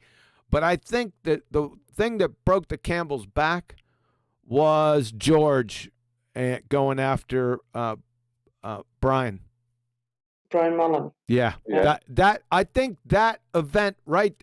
I think that was the demarcation point, because it immediately got my attention. I don't know how I did it, but I got it when George was live, right? When he posted, I can't remember when he was live or when he posted that video. I mean, for some reason, I was right there on it. And now looking back, I think that's when it started getting nasty. Yeah, there was a 24/7 sort of stream going on also Hangout. Usually it was empty space, basically. Yes. And one time I tuned in and I heard George talking to either Curves or Adblocker or some of these guys. And I heard them talking about Brian, and I heard him definitely say that he was going to report it and do some action on it. Or either he already did, or he was going to do it. I forgot. But I remember going back to get that piece of video, and I found something else that was even better, I think. It was basically proof that he had done something, right? And he tried to get away from it. It was him and that other knuckle dragger. It wasn't Adblocker or Curved Dipshit Water. It was, oh God, I could see his avatar. What was it, avatar? I could see it. Not epistemology. No, it wasn't. Not that dumbass. I drug him around by his short hairs once or twice. There was a video about that. I think that was on Specs. Yeah, that's Spectacles. Yes. Yeah. It's on the tip of my tongue.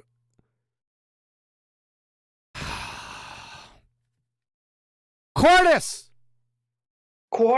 Ah, yes.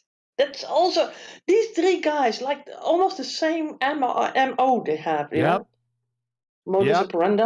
Yep. It was him and Quartus, and it was on erectile dysfunction. Yep. Okay, we'd state the correct name. It was called Earth. Was it Earth Debates? Yeah, something like that. 1.0, and then there was a 2.0. Charlie was there. Charlie, yeah. Charlie, idiot, Cosray, drug him around how many times? Yeah. Yeah, I've had my head bumps. It was the main drivers behind that, and Cathexis knew it. That's one of the reasons why I think Cathexis left. It had something to do with that Cordis George thing, because it was definitely those two. I don't know. They were. Cathexis was also on Discord a couple of times, not too long ago. Before we sort of lost contact with him, but he was there. I saw him there, and when I started my Discord server in 2018, he was still there, and they were after his ass the whole time, calling him a liar and never wanted to have him talk. Always interrupting, and so I think that he sort of got disgusted by the whole scenery and was in politics more. He followed some guy on the news and was on to other topics. Yeah, but they started getting. I'm not going to get into any great detail here, but it started to get personal. Yeah, well, I think that he might have doxed himself, or somebody doxed photos of him on Discord, and that went around because he was kind of overweight in the past, I think, and then he started that ketogenic diet, right? And then he wrote a book about it as well. And I think they got hold of the old pictures and did something nasty also. Yeah, so it was, and I think it went above and beyond that.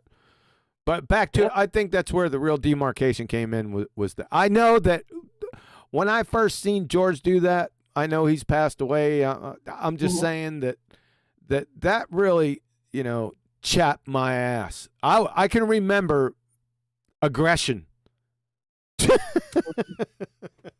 Well, the thing is with George Natyuk, I saw his videos still on YouTube, and 3 months before his death, his whole house went up in fire, and I really felt for the guy. It was really sad to see because everything was blackened inside. He had a lot of equipment like radio stuff and all kinds of other equipment inside his house, and it was all charred with because of the burnings and stuff. And he had to live out in some other place, maybe a tent or something. I don't know, but that was bad.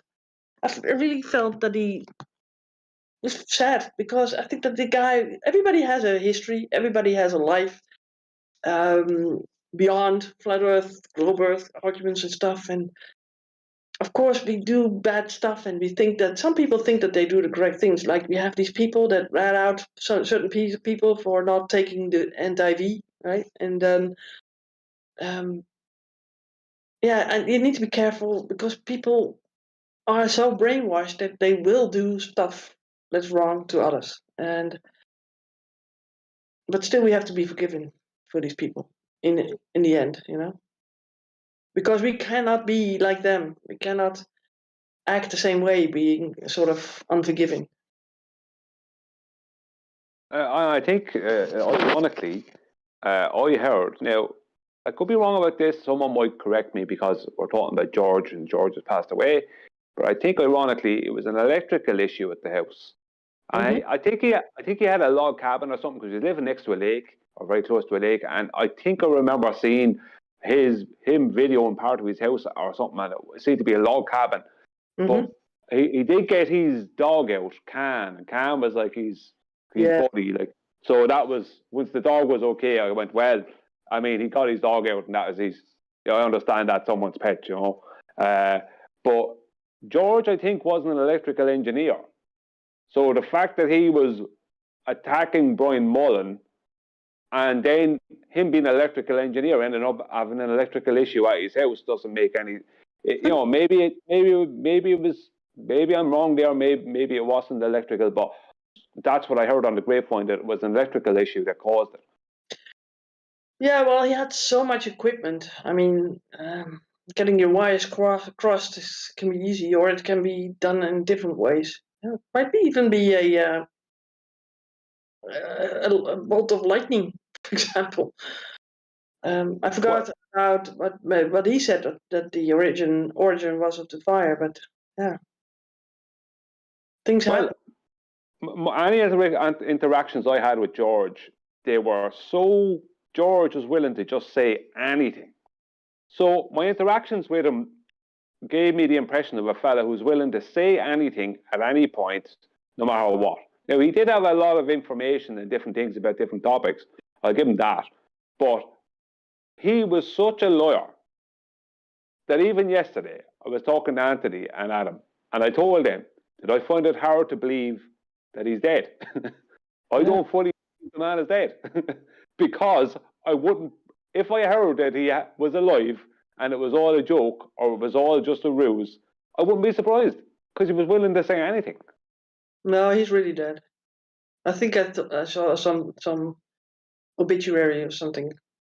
Yeah, obituaries. Yeah, you can have them created. It's not as if you need to be dead. Okay, for one of those. okay, all right. Let's stop it there. All right. Yes. Yes. I'm not married to this situation. I'm just saying. Yeah, to be honest, I just feel for the guy.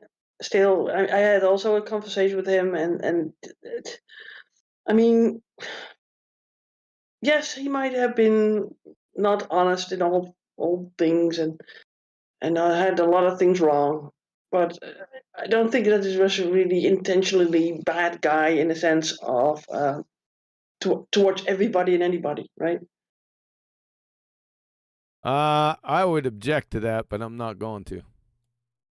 Somebody says suddenly dead. I don't know. I think that he had a couple of times in the hospital. Yeah, I think that everybody needs to get a break. I mean, and with that, and with that, also you, I give a lot of breaks.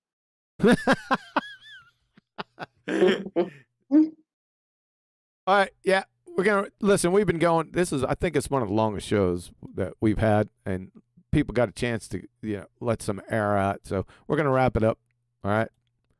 So thanks for the panel, or thanks to the panel, Betty, Adam, Brian, Humble H, all the guys that were in there. Appreciate the super chats. James, shout out to James. Thank you very much.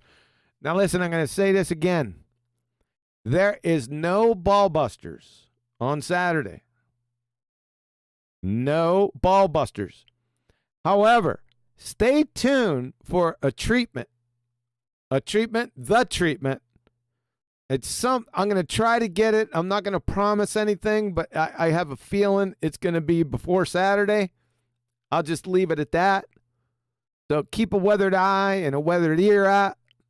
It's going to come as a surprise. I'm not going to add for it. I'm just going to go, boom, live. Right? You guys know how it goes. So be careful out there wading through all the bullshit. And remember, what do you guys got to remember? Come on, say it. I'll be back.